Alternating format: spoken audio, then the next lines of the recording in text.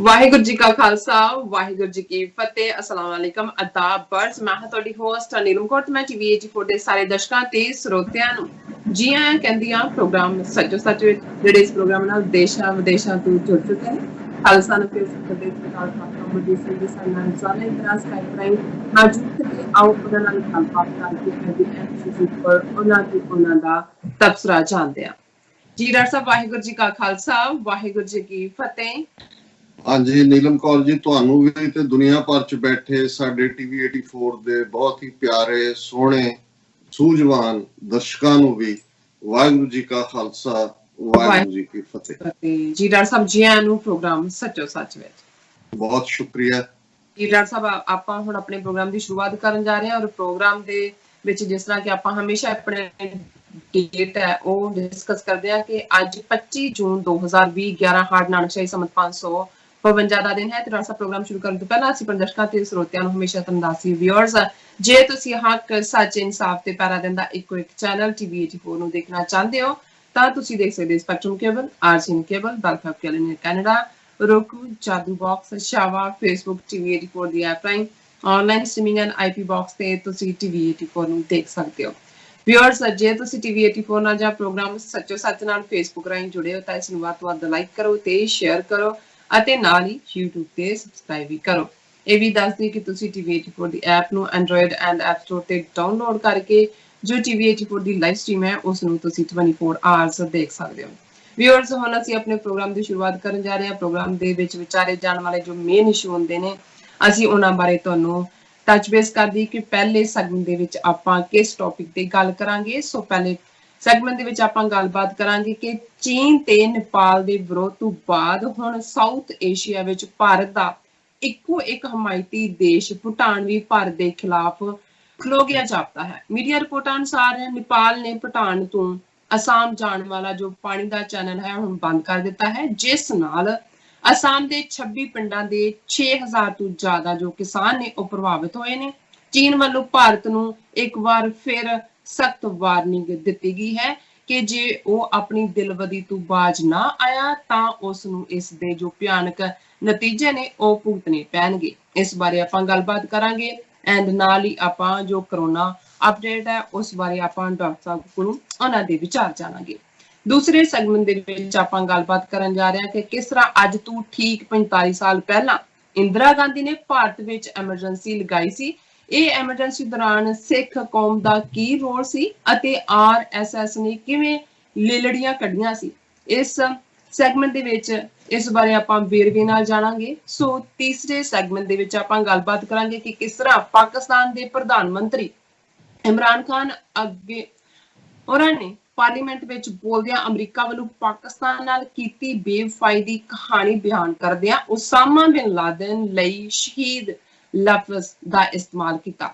ਇਸ ਦੇ ਭਾਰਤੀ ਮੀਡੀਆ ਵਿੱਚ ਬੜਾ ਬਵਾਲ ਮਚਿਆ ਹੋਇਆ ਹੈ। ਇਸ ਬਾਰੇ ਗੱਲਬਾਤ ਹੋਏਗੀ। ਜਿਸ ਤਰ੍ਹਾਂ ਕਿ ਆਪਾਂ ਚੌਥੇ ਸੈਗਮੈਂਟ ਦੇ ਵਿੱਚ ਆਪਾਂ ਗੱਲਬਾਤ ਕਰਾਂਗੇ ਕਿ ਕਿਸ ਤਰ੍ਹਾਂ ਆਪਾਂ ਤੁਹਾਨੂੰ ਸਾਰਿਆਂ ਨੂੰ ਪੁੱਛਿਆ ਸੀ ਆਪਣੇ ਪ੍ਰੋਗਰਾਮ ਦੇ ਵਿੱਚ ਕੱਲ ਦੇ ਪ੍ਰੋਗਰਾਮ ਦੇ ਵਿੱਚ ਕਿ ਟੀਵੀ 84 ਦਾ ਜੋ ਪ੍ਰੋਗਰਾਮ ਹੈ ਉਸ ਦਾ ਜੋ ਫਾਰਮੈਟ ਹੈ ਉਸ ਸੰਬੰਧੀ ਆਪਣੇ ਦਰਸ਼ਕਾਂ ਤੋਂ ਰਾਏ ਮੰਗੀ ਸੀ। ਇਸ ਦੇ ਉੱਪਰ ਸਾਨੂੰ ਕਾਫੀ ਸਾਰੇ ਕਮੈਂਟਸ ਨੇ, ਮੈਸੇਜ ਨੇ, ਲਿਖਤਾਂ ਮਸੂਲ ਹੋਈਆਂ ਨੇ। ਉਹ ਉਹਨਾਂ ਵਿੱਚੋਂ ਆਪਾਂ ਕੁਝ ਨੂੰ ਤੁਹਾਡੇ ਨਾਲ ਸਾਂਝੀਆਂ ਕਰਾਂਗੇ।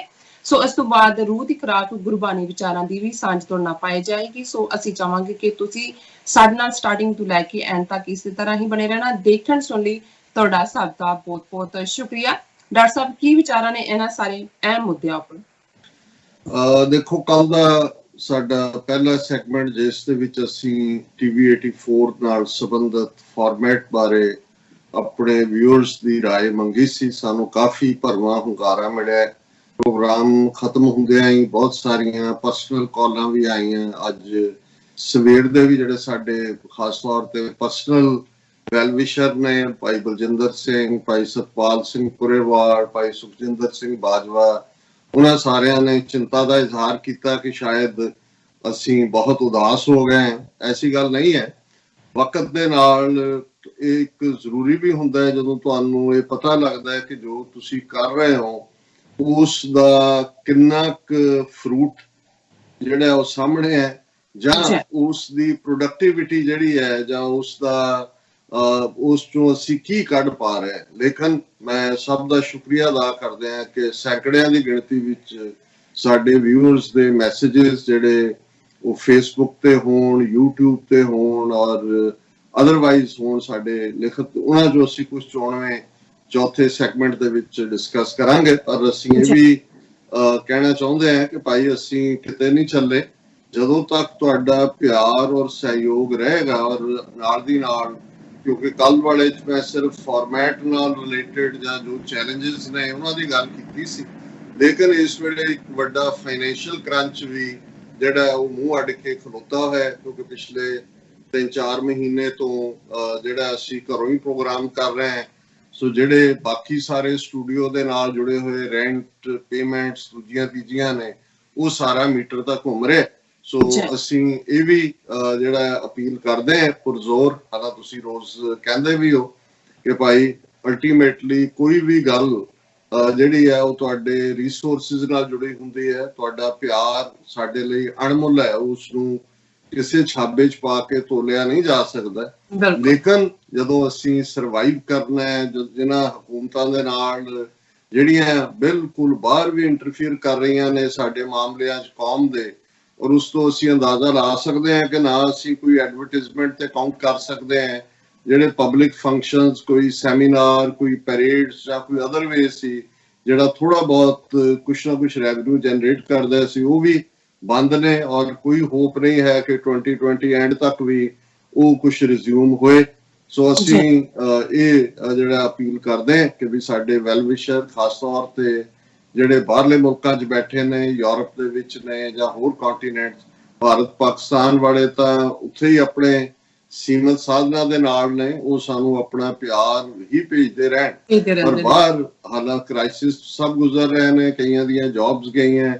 ਜਿਹੜਾ ਸਾਡਾ ਸਪੋਰਟ ਬੇਸ ਜਿਸ ਦੇ ਵਿੱਚ ਸਾਡੇ ਕਿਰਤੀ ਵੀਰ ਭੈਣਾਂ ਨੇ, ਉਹ ਭਾਵੇਂ ਟਰਾਂਸਪੋਰਟ ਦੇ ਕਿੱਤੇ 'ਚ ਹੋਣ, ਟੈਕਸੀਜ਼ ਦੇ ਵਿੱਚ ਹੋਣ ਜਾਂ ਸਟੋਰਸ ਵਗੈਰਾ ਰਨ ਕਰਦੇ ਹੋਣ, ਸਾਰੇ ਹੀ ਕ੍ਰਾਈਸਿਸ 'ਚੋਂ ਗੁਜ਼ਰ ਰਹੇ ਨੇ। ਸੋ ਕਿਸੇ ਤੇ ਕੋਈ ਗਿਲਾ ਸ਼ਿਕਵਾ ਵੀ ਨਹੀਂ ਹੈ, ਲੇਕਿਨ ਅਲਟੀਮੇਟਲੀ ਜਿਹੜੀ ਸਰਵਾਈਵਲ ਹੈ ਉਹ ਫਾਈਨੈਂਸ਼ੀਅਲ ਰਿਸੋਰਸਿਸ ਦੇ ਨਾਲ ਹੋਏਗੀ। ਸੋ ਅਸੀਂ ਉਹਨਾਂ ਸਾਰੇ ਹੀ ਵੀਰਾਂ ਭੈਣਾਂ ਦਾ ਸ਼ੁਕਰੀਆ ਅਦਾ ਕਰਦੇ ਹਾਂ ਜਿਨ੍ਹਾਂ ਨੇ ਇਮੋਸ਼ਨਲ ਸਪੋਰਟ ਵੀ ਦਿੱਤੀ, ਔਰ ਉਸ ਦੇ ਨਾਲ ਨਾਲ ਜਿਹੜੇ ਤਾਰੀਫ ਦੇ ਉਹ ਪੁੱਲ ਬਣਦੇ ਨੇ। ਬਹੁਤ ਵਾਰ ਮੈਂ ਇਹ ਮਹਿਸੂਸ ਕਰਨ ਲੱਗ ਜਾਂਦਾ ਕਿ ਸਾਡੇ ਨਿਹੰਗ ਸਿੰਘਾਂ ਦੇ ਬੋਲਿਆਂ ਦੇ ਵਿੱਚ ਅੰਨੇ ਦੇ ਲਈ ਲਫ਼ਜ਼ ਸੂਰਮਾ ਹੈ। ਉਹਨੂੰ ਸੂਰਮਾ ਸਿੰਘ ਕਹਿੰਦੇ ਨੇ ਕਿ ਭਾਈ ਕਿੰਨਾ ਬਹਾਦਰ ਹੈ, ਔਰ ਇਸੇ ਲਈ ਜਿਹੜਾ ਕਾਣਾ ਹੁੰਦਾ ਹੈ ਉਹਨੂੰ ਲੱਖ ਨੇਤਰਾ ਕਹਿੰਦੇ ਨੇ, ਵੀ ਇਹਦੀ ਇੱਕੋ ਹੀ ਅੱਖ ਜਿਹੜੀ ਹੈ ਲੱਖਾਂ ਵਰਗੀ ਹੈ। ਸੋ ਤੁਹਾਡੀ ਨਵਾਜ਼ਿਸ਼ ਹੈ, ਤੁਸੀਂ ਵਡਿਆਉਂਦੇ ਹੋ, ਪਰ ਮੈਂ ਇਹ ਮਹਿਸੂਸ ਕਰਦਾ ਹਾਂ ਕਿ ਭਾਈ ਅਸੀਂ ਵੀ ਤਾਲਿਬੇ ਇਲਮ ਹੈ, ਤੁਹਾਡੇ ਤੋਂ ਵੀ ਅਸੀਂ ਬਹੁਤ ਕੁਝ ਸਿੱਖਦੇ ਹਾਂ। ਔਰ ਸਿੱਖ ਦਾ ਮਤਲਬ ਹੀ ਸੀਕਰ ਆਫ ਦਾ ਟਰੂਥ ਹੈ, ਲਰਨਰ ਹੈ। ਔਰ ਅਸੀਂ ਸਾਰੀ ਜ਼ਿੰਦਗੀ ਜਿਹੜਾ ਇਹ ਗਿਆਨ ਦਾ ਇੱਕ ਖਜ਼ਾਨਾ ਹੈ, ਸਮੁੰਦਰ ਹੈ। ਔਰ ਮੈਨੂੰ ਅਕਸਰ ਮੈਂ ਇਹ ਲਾਈਨ ਮੈਨੂੰ ਨਿਊਟਨ ਦੀ ਬਹੁਤ ਚੰਗੀ ਲੱਗਦੀ ਹੈ, ਜਿਹਨੇ ਨਿਊਟਨ ਇੱਕ ਬੜਾ ਵੱਡਾ ਚੇਂਜ ਲਿਆਉਣ ਵਾਲਾ, ਜਿਹੜੇ ਅੱਜ ਬਹੁਤ ਸਾਰੀਆਂ ਕਾਢਾਂ ਦੇ ਪਿੱਛੇ ਨਿਊਟਨ ਦੇ ਲਾਅ ਕੋਟ ਹੁੰਦੇ ਨੇ, ਤੇ ਉਹਨੂੰ ਜਦੋਂ ਕਿਸੇ ਨੇ ਕਿਹਾ ਕਿ ਵੀ ਤੂੰ ਤਾਂ ਸਾਰਾ ਕੁਝ ਬਦਲ ਦਿੱਤਾ ਹੈ, ਤੇਰਾ ਦਿਮਾਗ, ਤੇਰੀ ਸੋਚ, ਤੇਰੇ ਕਾਨੂੰਨ, ਲਾਅ ਜਿਹੜੇ ਨੇਚਰ ਨੂੰ ਸਮਝਣ ਦੇ ਨੇ, ਤੇ ਉਹਨੇ ਕਿਹਾ ਵੀ ਨਹੀਂ, ਇਹ ਜਿਹੜਾ ਗਿਆਨ ਹੈ ਇਹ ਬਹੁਤ ਵੱਡਾ ਸਮੁੰਦਰ ਹੈ। ਮੈਂ ਤਾਂ ਇਸ ਸਮੁੰਦਰ ਦੇ ਕੰਢੇ ਪਈ ਰੇਤ ਦੇ ਨਾਲ ਹੀ ਖੇਡ ਰਿਹਾ ਜੇ। ਸੋ ਮੈਂ ਸਮਝਦਾ ਵੀ ਅਸੀਂ ਤਾਂ ਸ਼ਾਇਦ ਰੇਤ ਦੇ ਵੀ ਨੇੜੇ ਤੇੜੇ ਨਹੀਂ ਹੈ, ਔਰ ਜੋ ਵੀ ਅਸੀਂ ਕਰ ਪਾਏ ਹੈ ਜਾਂ ਕਰ ਪਾਵਾਂਗੇ ਉਹਦੇ 'ਚ ਤੁਹਾਡਾ ਸਭ ਦਾ ਪਿਆਰ ਔਰ ਵਾਹਿਗੁਰੂ ਦੀ, ਰੱਬ ਦੀ ਰਹਿਮਤ ਭਰਿਆ ਹੱਥ ਜਿਹੜਾ ਹੈ। ਔਰ ਮੈਂ ਇਹੀ ਨਹੀਂ ਹੈ, ਮੈਂ ਇਹਨੂੰ ਆਪਣੇ ਨਾਲ ਹੀ ਨਹੀਂ ਜੋੜ ਕੇ ਦੇਖਦਾ। ਮੈਂ ਸਮਝਦਾ ਵੀ TV 84 ਦੀ ਸਾਡੀ ਸਾਰੀ ਟੀਮ, ਟੈਕਨੀਕਲ ਟੀਮ, ਤੁਹਾਡਾ ਵੀ ਇੱਕ ਵੱਡਾ ਰੋਲ ਹੈ। ਤੁਸੀਂ 7-8 ਸਾਲ ਸਾਬਤ ਕਦਮਾਂ ਦੇ ਨਾਲ ਖਲੋਤੇ ਹੋ, ਔਰ ਇਸੇ ਤਰ੍ਹਾਂ ਸਾਡੇ ਐਂਕਰ ਜਿਹੜੇ ਇੱਥੇ ਵੀ ਨੇ, ਪਿੱਛੇ ਵੀ, ਔਰ ਹਾਲਾਂ ਅਸੀਂ ਇਸ ਪੀਰੀਅਡ 'ਚ ਬੇਸ਼ੱਕ ਇਹਨਾਂ ਮਹੀਨਿਆਂ ਦੇ ਵਿੱਚ ਬਹੁਤ ਸਾਰਾ ਪ੍ਰੋਗਰਾਮ ਬਾਈ ਸਕਾਈਪ ਹੈ, ਲੇਕਿਨ ਅਸੀਂ ਸਾਡੇ ਜਿਹੜੇ 3-4 ਫੀਚਰ ਡੇਲੀ ਪ੍ਰੋਗਰਾਮਾਂ ਦੇ ਨੇ, ਉਹਨਾਂ ਦੇ ਵਿੱਚ ਜ਼ਾਹਰ ਹੈ ਗੁਫ਼ਤਗੂ, ਜਿਹਦੇ ਥੱਲੇ ਘੱਲੂਘਾਰਾ ਹਫ਼ਤੇ ਨਾਲ ਸੰਬੰਧਿਤ ਸਾਡੇ ਵੀਰ ਮਨਵੀਰ ਸਿੰਘ ਔਰ ਅਮਰਵੀਰ ਸਿੰਘ ਹੋਰਾਂ ਨੇ ਬੜੇ ਜਿਹੜੇ ਮੈਂ ਕਹਾਂਗਾ ਕਿ ਹਿਸਟੋਰੀਕਲ ਇੰਟਰਵਿਊ ਹਿਸਟੋਰੀਕਲ ਪਰਸਨੈਲਿਟੀਜ਼ ਨਾਲ ਕੰਡਕਟ ਕੀਤੇ। ਔਰ ਅਸੀਂ ਖਾਲਿਸ ਟੀਵੀ ਨੂੰ ਰਨ ਕਰਦੇ ਪਏ ਹਰਸ਼ਰਨ ਕੌਰ, ਬੇਟੀ ਹਰਸ਼ਰਨ ਕੌਰ, ਉਹਨਾਂ ਦਾ ਵੀ ਸ਼ੁਕਰੀਆ ਅਦਾ ਕਰਦੇ ਹਾਂ ਕਿ ਉਹਨਾਂ ਨੇ ਬੇਸ਼ੱਕ ਉੱਥੇ ਵੀ ਸਭ ਲਾਕਡਾਊਨ ਹੈ ਪਰ ਉਹਨਾਂ ਦੀਆਂ ਤਿਆਰ ਕੀਤੀਆਂ ਖਬਰਾਂ ਜਿਨ੍ਹਾਂ ਨੂੰ ਸਾਡੇ ਦਰਸ਼ਕ ਸਰਾਹੁੰਦੇ ਨੇ ਅਸੀਂ ਤੁਹਾਡੇ ਤੱਕ ਪਹੁੰਚਾਉਂਦੇ ਹਾਂ ਔਰ ਉਹ ਪੰਜਾਬ ਦਾ ਪਰਸਪੈਕਟਿਵ ਹੈ। ਠੀਕ ਹੈ, ਉੱਥੇ ਬੈਠਿਆਂ ਦੀਆਂ ਮਜਬੂਰੀਆਂ ਵੀ ਨੇ, ਉਹਨਾਂ ਨੇ ਉਸ ਐਂਗਲ ਨੂੰ ਵੀ ਦੇਣਾ ਹੈ, ਪਰ ਇਹ ਵੀ ਜ਼ਰੂਰੀ ਹੈ ਕਿ ਉੱਥੇ ਕੀ ਹੁੰਦਾ ਹੈ ਉਹ ਵੀ ਸਾਨੂੰ ਪਤਾ ਹੋਏ। ਔਰ ਇਸੇ ਤਰ੍ਹਾਂ ਜਿਹੜੇ ਸਾਡੇ ਸਿੱਖ ਸਕਾਲਰ ਔਰ ਜਿਨ੍ਹਾਂ ਨੇ ਕਰੰਟ ਸਟਰਗਲ ਦੇ ਵਿੱਚ ਯੋਗਦਾਨ ਵੀ ਪਾਇਆ ਔਰ ਖਾਸ ਤੌਰ ਤੇ ਜਿਵੇਂ ਉਹਨਾਂ ਨੇ ਸ਼ਹੀਦ ਪਰਿਵਾਰਾਂ ਦੇ ਨਾਲ ਇੰਟਰਵਿਊ ਕੀਤੇ ਔਰ ਪੈਨੀ ਅੱਖ ਰੱਖਦੇ ਨੇ ਅੰਮ੍ਰਿਤਸਰ ਬੇਸਦਾਰ ਸਰਬਜੀਤ ਸਿੰਘ ਘੁਮਾਣ, ਉਹਨਾਂ ਦਾ ਜਿਹੜਾ ਹਰ ਰੋਜ਼ ਮੰਡੇ ਥਰੂ ਫਰਾਈਡੇ ਖਬਰ ਦੀ ਖਬਰ ਪ੍ਰੋਗਰਾਮ ਹੈ ਉਸ ਨਾਲ ਵੀ ਇੱਕ ਸਾਡਾ ਵੱਡਾ ਜਿਹੜਾ ਵਿਊਅਰਸ ਦਾ ਸਮੂਹ ਜੁੜਿਆ ਹੋਇਆ।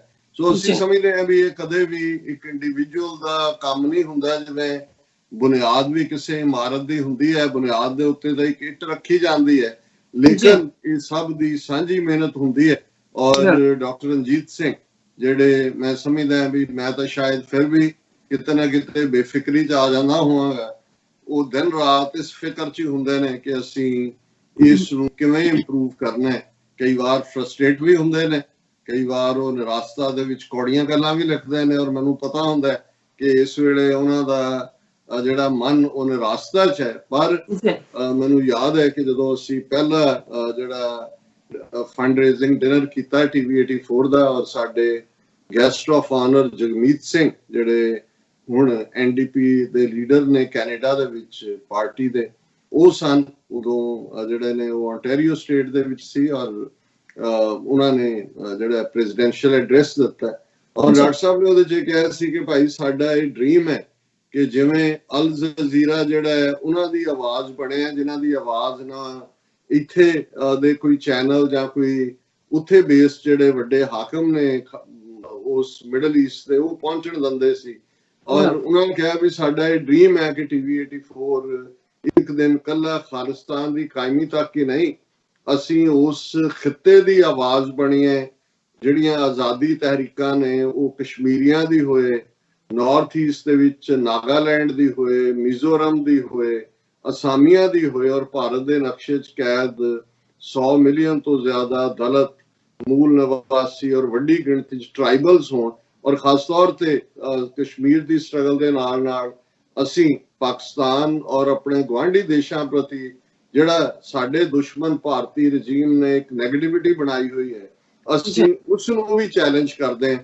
ਸੋ ਮੈਂ ਸਮਝਦਾ ਹਾਂ ਕਿ ਬੇਸ਼ੱਕ ਜੇ ਇਹ ਕਿਹਾ ਜਾਏ ਕਿ ਸਾਡਾ ਦਾਇਰਾ ਕਾਰ ਜਾਂ ਸਾਡਾ ਡ੍ਰੀਮ ਬਹੁਤ ਵੱਡਾ ਹੈ ਤੇ ਕੋਈ ਪੁੱਛਣ ਵਾਲਾ ਪੁੱਛ ਸਕਦਾ ਹੈ ਜੀ ਕਿ ਭਾਈ ਤੁਹਾਡੇ ਪੱਲੇ ਕੀ ਹੈ, ਤੇ ਮੇਰਾ ਇਹ ਕਹਿਣਾ ਹੁੰਦਾ ਵੀ ਸਾਡਾ ਤਕੀਆ ਵੀ ਬੜਾ ਮਜ਼ਬੂਤ ਹੈ ਤੇ ਤਕੀਆ ਜਿਹੜਾ ਉਹ ਰੱਬ ਦਾ ਹੀ ਹੁੰਦਾ। ਜਦੋਂ ਤੁਸੀਂ ਸੱਚ, ਹੱਕ, ਇਨਸਾਫ ਦੇ ਰਸਤੇ ਤੇ ਤੁਰਦੇ ਹੋ, ਹੱਕ ਸਿਰਫ ਦੁਨੀਆ ਦੇ ਲਈ ਵਿੱਚ ਰਾਈਟੀਅਸਨੈਸ ਨਹੀਂ ਹੈ, ਰੱਬ ਦਾ ਨਾਮ ਵੀ ਹੱਕ ਹੈ, ਕਿਉਂਕਿ ਇਹ ਜਿਹੜਾ ਸੱਚ ਦਾ ਰਸਤਾ ਔਰ ਹੱਕ ਦਾ ਰਸਤਾ ਹੈ ਜਿਹੜਾ ਇਸ ਪਾਸੇ ਤੁਰਦਾ ਹੈ ਉਹ ਅਲਟੀਮੇਟਲੀ ਰੱਬ ਦੀ ਜਿਹੜੀ ਹੈ ਇਸ ਦੁਨੀਆ ਦੇ ਵਿੱਚ ਆਪਣਾ ਫਰਜ਼ ਅਦਾ ਕਰ ਰਿਹਾ ਹੁੰਦਾ ਹੈ।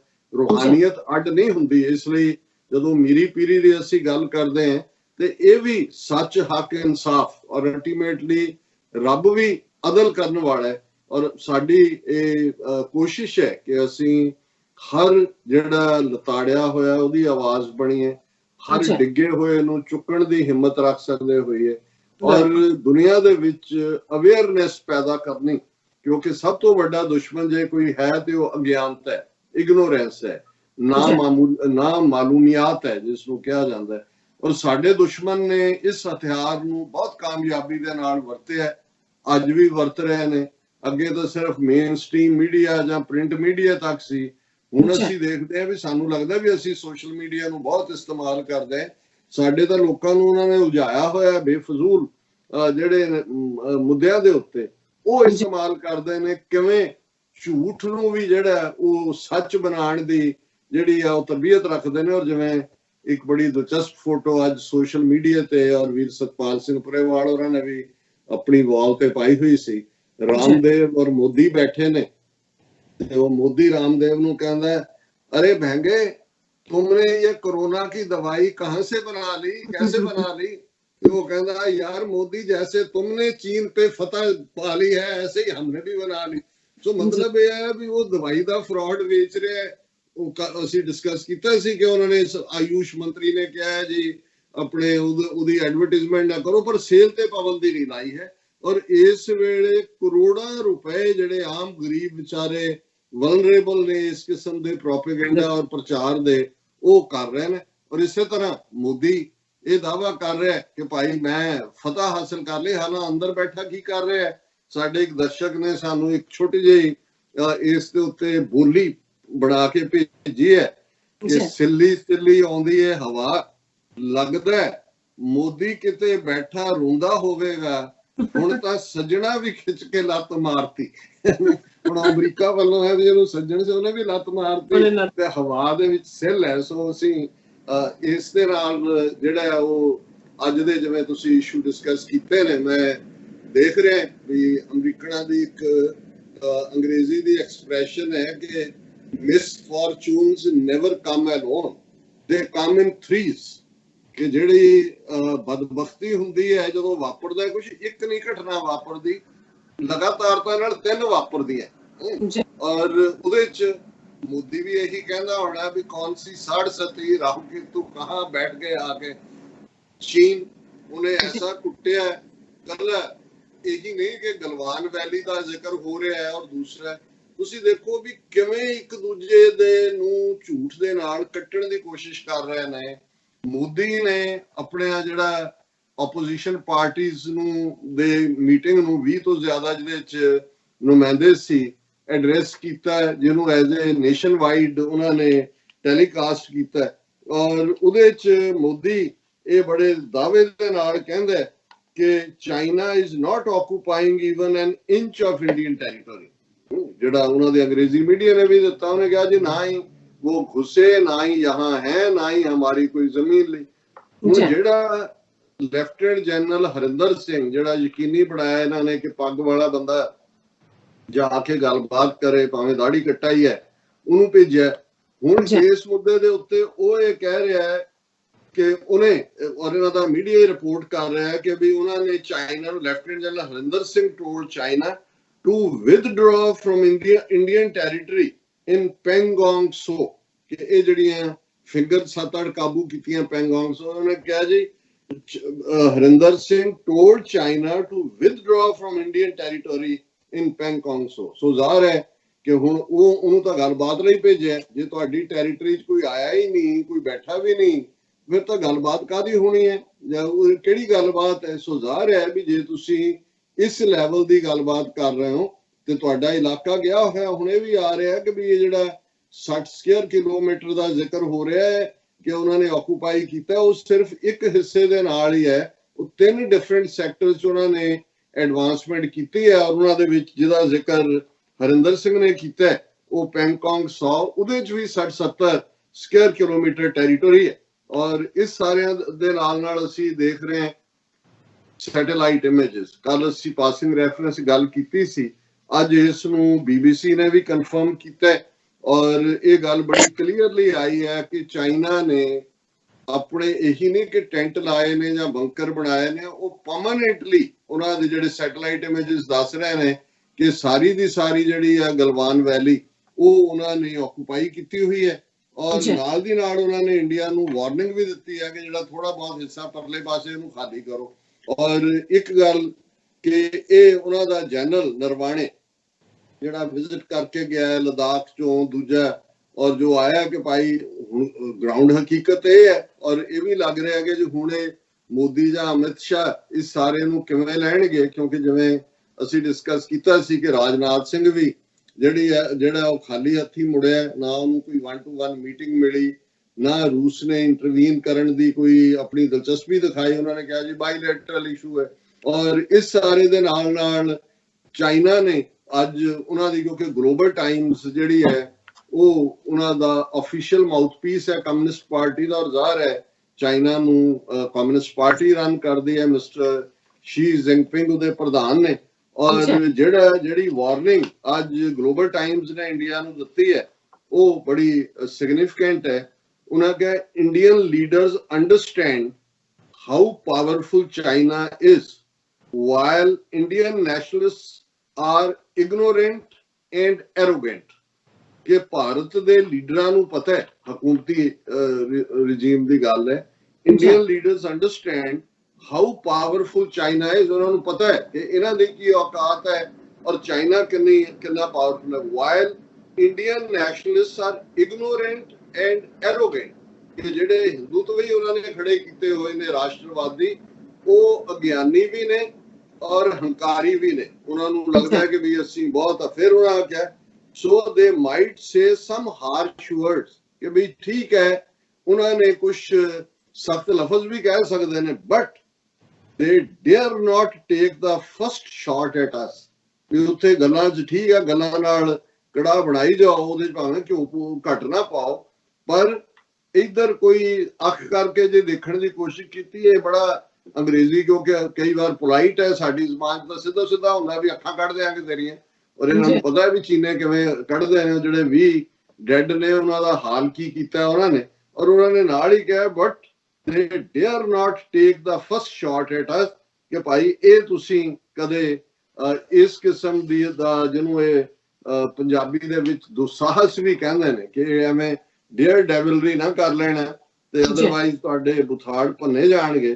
ਸੋ ਹੁਣ ਮੈਂ ਆਵਾਂ ਕਿ ਭਾਈ ਮਿਸ ਫੋਰਚੂਨਸ ਕਮ ਇਨ 3 ਕਿਵੇਂ ਹੋ ਗਈਆਂ। ਚਾਈਨਾ ਨੇ ਤਾਂ ਇਹਨਾਂ ਨੂੰ ਟਿਕਾਣੇ ਲਾਇਆ, ਫਿਰ all of a sudden Gorkhali Nepali ਨਿਕਲ ਆਏ। ਇਹਨਾਂ ਨੂੰ ਤਾਂ ਲੱਗਦਾ ਸੀ ਜੀ ਉਹਨਾਂ ਦੀ ਵਾਰ ਕਰਾਈ ਵੀ ਮਹਾਕਾਲੀ ਗੁਰਖਾਲੀ ਸ਼ਾਹ ਹੈ, ਵੀ ਅਸੀਂ ਵੀ ਮਹਾਕਾਲੀ ਦੇ ਪੁਜਾਰੀ, ਇਹ ਵੀ ਮਹਾਕਾਲੀ ਦੇ। ਇਹ ਕਿੱਥੋਂ ਨਿਕਲ ਆਇਆ? ਪਰ ਨੇਪਾਲ ਦੇ ਉੱਤੇ ਅਸੀਂ ਆਲਮੋਸਟ ਗੱਲ ਕੀਤੀ ਹੈ। ਹੁਣ ਕਿਸੇ ਨੂੰ ਭੁਲੇਖਾ ਨਹੀਂ ਹੈ ਕਿ ਨੇਪਾਲ ਕਿੱਥੋਂ ਆ ਰਿਹਾ। ਕੱਲ ਦੇ ਚ ਅਸੀਂ ਗੱਲ ਕੀਤਾ ਸੀ ਇੱਕ ਟੌਪਿਕ ਜਿਹਦੇ ਚ ਕਿ ਫੋਰਨ ਅਫੇਅਰਸ ਮੈਗਜ਼ੀਨ ਦਾ ਸੀ ਕਿ ਵੀ ਸਿਰਫ ਸਾਊਥ ਏਸ਼ੀਆ ਦੇ ਵਿੱਚ ਇੱਕੋ ਇੱਕ ਮੁਲਕ ਭੂਟਾਨ ਹੈ ਜਿਹੜਾ ਭਾਰਤ ਦੇ ਨਾਲ ਹੈ, ਬਾਕੀ ਉਹਨੇ ਆਪਣੇ ਨੇਬਰਸ ਨੂੰ ਇਗਨੋਰ ਕੀਤਾ ਤੇ ਉਹ ਨਿਕਲ ਕੇ ਭਾਰਤ ਦੇ ਦਾਇਰੇ ਚੋਂ ਚੀਨ ਦੀ ਗੱਲ ਵਕੜੀ ਚ ਚਲੇ ਗਏ। ਲੇਕਿਨ ਇਸ ਖਬਰ ਨੂੰ ਵੀ 24 ਘੰਟੇ ਅਜੇ ਨਹੀਂ ਹੋਏ ਪੂਰੇ, ਤੇ ਨਾਲ ਦੀ ਨਾਲ ਜਿਹੜੀ ਖਬਰ ਨੇ ਖੜਕਾ ਦਿੱਤਾ ਹੈ। ਮੈਨੂੰ ਵੀ ਨਹੀਂ ਸੀ ਇਸ ਗੱਲ ਦਾ ਪਤਾ, ਹਾਲਾਂਕਿ ਪਤਾ ਹੈ ਵੀ ਭੂਟਾਨ ਬਿਲਕੁਲ ਸਟਿਆ ਹੋਇਆ ਭਾਰਤ ਦੇ ਬਾਰਡਰ ਦੇ ਨਾਲ। ਹਾਲਾਂਕਿ ਜਿਹੜਾ ਭੂਟਾਨ ਦਾ ਬਾਰਡਰ ਸਿੱਧਾ ਚੀਨ ਦੇ ਨਾਲ ਵੀ ਲੱਗਦਾ ਹੈ। ਡੋਕਲਾਮ ਦਾ ਕ੍ਰਾਈਸਿਸ 2017 ਦਾ ਸਾਹਮਣੇ ਹੈ, ਹਾਲਾਂਕਿ ਡੋਕਲਾਮ 'ਚ ਭਾਰਤ ਦਾ ਬਾਰਡਰ ਨਹੀਂ ਸੀ ਲੱਗਦਾ। ਪਰ ਇਹ ਵੀ ਮੈਨੂੰ ਹਮੇਸ਼ਾ ਪਤਾ ਰਿਹਾ ਹੈ ਕਿ ਵੀ ਤੁਸੀਂ ਜਦੋਂ ਅਮਰੀਕਾ ਦੇ ਵਿੱਚ ਦੇਖਦੇ ਹੋ ਤੇ ਇੱਥੇ ਕਿਹਨਾਂ ਲੋਕਾਂ ਨੇ ਅਸਾਈਲਮ ਲਈ, ਇੱਕ ਵਾਰੀ ਮੈਂ ਦੇਖਿਆ ਪਤਾ ਨਹੀਂ ਕਿੰਨੇ ਹਜ਼ਾਰ ਸਾਊਥ ਏਸ਼ੀਅਨ ਹਿੰਦੂਆਂ ਨੇ ਲਈ। ਮੈਂ ਕਿਹਾ ਜੀ ਇੱਥੇ ਹਿੰਦੂ, ਮੈਨੂੰ ਲੱਗਾ ਇਹ ਕਿਹੜੇ ਨੇ ਫਿਰ ਇਹ ਗੱਲ ਸਾਹਮਣੇ ਆਈ ਕਿ ਭੂਟਾਨ ਦੇ ਹਵਾਲੇ ਨਾਲ, ਕਿਉਂਕਿ ਭੂਟਾਨ, ਨੇਪਾਲ, ਚਾਈਨਾ, ਇਹ ਸਾਰੇ ਮਿਆਂਮਾਰ, ਇਹ ਸਾਰਾ ਬਾਰਡਰ ਲਾਈਨ ਉੱਥੇ ਹੀ ਹੈ। ਔਰ ਕਿਉਂਕਿ ਭੂਟਾਨ ਦੇ ਵਿੱਚ ਵੀ ਨੇਟਿਵ ਵਰਸਸ ਨੇਪਾਲੀਆਂ ਦਾ ਰੌਲਾ ਹੈ, ਕਿਉਂਕਿ ਗੋਰਖੇ ਉੱਥੇ ਕਾਫੀ ਨੇ ਔਰ ਭੂਟਾਨੀਆਂ ਨੂੰ ਲੱਗਦਾ ਇਹਨਾਂ ਦੀ, ਕਿਉਂਕਿ ਹਰ ਇੱਕ ਦੀ ਆਪਣੀ ਐਥਨੀਸਿਟੀ ਹੈ। ਸੋ ਉੱਥੇ ਜਿਹੜੇ ਈਵਨ ਯੂਨਾਈਟਿਡ ਨੇਸ਼ਨਸ ਨੇ ਕੁਝ ਰਿਫਿਊਜੀ ਕੈਂਪਸ ਨੂੰ ਸਪੋਰਟ ਕਰਦੇ ਨੇ। ਭੂਟਾਨ ਦੇ ਵਿੱਚ ਵੀ ਨੇਪਾਲੀ ਗੋਰਖਿਆਂ ਦਾ ਰਿਫਿਊਜੀ ਕੈਂਪ ਹੈ, ਕਿਉਂਕਿ ਉਹਨਾਂ ਨੂੰ ਸ਼ਹਿਰੀਅਤ ਨਹੀਂ ਦਿੰਦੇ। ਇਹ ਵੀ ਮੈਨੂੰ ਪਤਾ ਸੀ ਕਿ ਭੂਟਾਨ ਨੇਪਾਲ ਕ੍ਰਾਈਸਿਸ ਔਰ ਜਿਹੜੇ ਉੱਥੋਂ ਨਿਕਲਦੇ ਨੇ, ਕਿਉਂਕਿ ਜ਼ਾਹਰ ਹੈ ਗੋਰਖਿਆਂ 'ਚ ਬਹੁਤੇ ਹਿੰਦੂ ਧਰਮ ਨੂੰ ਮੰਨਣ ਵਾਲੇ ਨੇ, ਉਹ ਇੱਥੇ ਅਸਾਈਲਮ ਵੀ ਲੈਂਦੇ ਨੇ। ਲੇਕਿਨ ਭੂਟਾਨ ਦਾ ਇੰਨਾ ਬਾਰਡਰ ਅਸਾਮ ਨਾਲ ਵੀ ਲੱਗਦਾ ਹੈ, ਬਾਰਡਰ ਤਾਂ ਹੈ, ਕਿ ਵੀ ਉਹਨਾਂ ਦਾ ਪਾਣੀ ਦਾ ਸੋਰਸ ਵੀ ਇਹਨਾਂ ਨੇ ਕੋਈ ਆਰਟੀਫੀਸ਼ੀਅਲ ਚੈਨਲ ਬਣਾਇਆ ਹੋਇਆ ਹੈ, ਜਿਹਦੇ ਰਾਹੀਂ ਜਿਹੜਾ 26 ਦੇ ਕਰੀਬ ਜਿਹੜੇ ਅਸਾਮ ਦੇ ਪਿੰਡ ਨੇ ਔਰ 6000 ਦੇ ਕਰੀਬ ਕਿਸਾਨ ਨੇ, ਉਹਨਾਂ ਦੀ ਸਰਵਾਈਵਲ ਹੀ ਉਸ ਪਾਣੀ ਦੇ ਨਾਲ ਹੈ ਜਿਹੜਾ ਕਿ ਭੂਟਾਨ ਚੋਂ ਆਰਟੀਫੀਸ਼ੀਅਲ ਚੈਨਲ ਰਾਹੀਂ ਆਉਂਦਾ ਹੈ। ਔਰ ਅੱਜ ਜਦੋਂ ਇਹ ਖਬਰ ਮੈਂ ਦੇਖੀ, ਹਾਲਾਂਕਿ ਸਾਡੇ ਕੁਝ ਵੀਰਾਂ ਨੇ ਕਮੈਂਟ ਸੈਕਸ਼ਨ 'ਚ ਵੀ ਪਾਇਆ ਕਿ ਲਓ ਜੀ ਭੂਟਾਨ ਵੀ ਹੱਥੋਂ ਗਿਆ, ਤੇ ਮੈਂ ਉਸ ਦੀਆਂ 2-3 ਖਬਰਾਂ ਡਿਫਰੈਂਟਲੀ ਜਿਹੜੀਆਂ ਨੇ ਉਹ ਰਿਸਰਚ ਕੀਤੀਆਂ।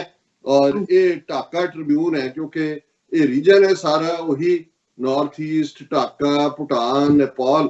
ਔਰ ਮੈਨੂੰ ਲੱਗਾ ਵੀ ਇਹਦੇ ਹਾਲਾਂਕਿ ਇੰਡੀਆ ਟੁਡੇ ਦੀ ਵੀ ਖਬਰ ਮੈਂ ਕੱਢੀ ਹੋਈ ਹੈ, ਲੇਕਿਨ ਇਹਨੇ ਦਿੱਤਾ after Nepal now Bhutan stops irrigation water for Indian farmers.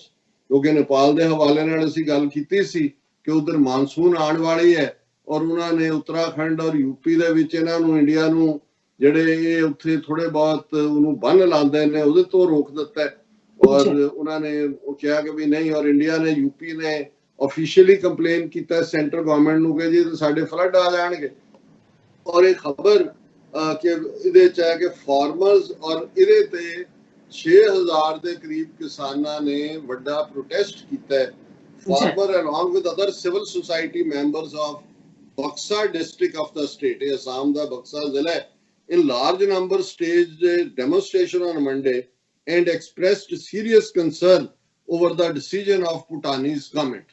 ਹੁਣ ਬੈਕਗ੍ਰਾਉਂਡ ਸਾਡੇ ਦਰਸ਼ਕ ਪਿਕਚਰ ਦੇਖ ਰਹੇ ਹੋਣਗੇ ਹਾਲਾਂ ਵੀਡੀਓ ਹੈ 2-3 ਮਿੰਟ ਦੀ ਪਰ ਉਹਦੇ ਵਿੱਚ ਕਾਫੀ ਅਸਾਮੀ ਜ਼ਬਾਨ ਦੇ ਡਾਇਲੌਗ ਸੀ ਸੋ ਮੈਨੂੰ ਲੱਗਿਆ ਕਿ ਭਈ ਇਹ ਸਾਡੇ ਦਰਸ਼ਕਾਂ ਦੀ ਸਮਝ ਲਈ ਨਹੀਂ ਹੋਏਗਾ ਲੇਕਿਨ ਬਹੁਤ ਐਜੀਟੇਟਡ ਨੇ ਔਰ ਉਹਨਾਂ ਨੇ ਕਿਹਾ ਕਿ ਵੀ ਇਹ ਨੇਪਾਲ ਤੋਂ ਬਾਅਦ ਇਹ ਭੂਟਾਨ ਨੇ ਇੱਕ Himalayan neighbour Bhutan has silently stopped releasing channel water for Indian farmers along the border in Assam ਕਿ ਭੂਟਾਨ ਨੇ ਕੋਈ ਐਲਾਨ ਨਹੀਂ ਕੀਤਾ ਚੁੱਪਚਾਪ ਉਹਨਾਂ ਨੇ ਉਹ ਪਾਣੀ ਚੋਕ ਕਰ ਦਿੱਤਾ ਸੋ ਅਸੀਂ ਤਾਂ ਅਜੇ ਇੰਡੀਆ ਦਾ ਪਾਕਿਸਤਾਨ ਨੂੰ ਥ੍ਰੈਟ ਕਰ ਰਹੇ ਸੀ ਕਿ ਜੀ ਅਸੀਂ ਚਨਾਬ ਔਰ Jhelum Indus water treaty scrap ਕਰ ਦੇਵਾਂਗੇ ਪਾਣੀ ਇੱਧਰ ਨੂੰ ਲੈ ਜਾਵਾਂਗੇ ਪਰ ਨੇਪਾਲ ਨੇ ਵੀ water as a weapon use ਕਰ ਲਿਆ ਔਰ ਅਜੇ ਉਹ ਤਾਂ ਉਹਨਾਂ ਦੇ ਬੰਨ ਬੁਨੇ ਨਹੀਂ ਬਣਨ ਦੇ ਰਹੇ ਲੇਕਿਨ ਭੂਟਾਨ ਨੇ ਤਾਂ ਰੋਕ ਹੀ ਦਿੱਤਾ ਉਹਨਾਂ ਨੇ ਕਿਹਾ ਕਿ ਭਾਈ ਮਰੋ ਭੁੱਖੇ ਹੁਣ ਔਰ ਇਹਦੀਆਂ ਡਿਟੇਲਸ ਨੇ ਕਿ ਭਾਈ more than 6,000 farmers hailing from 26 villages of Assam's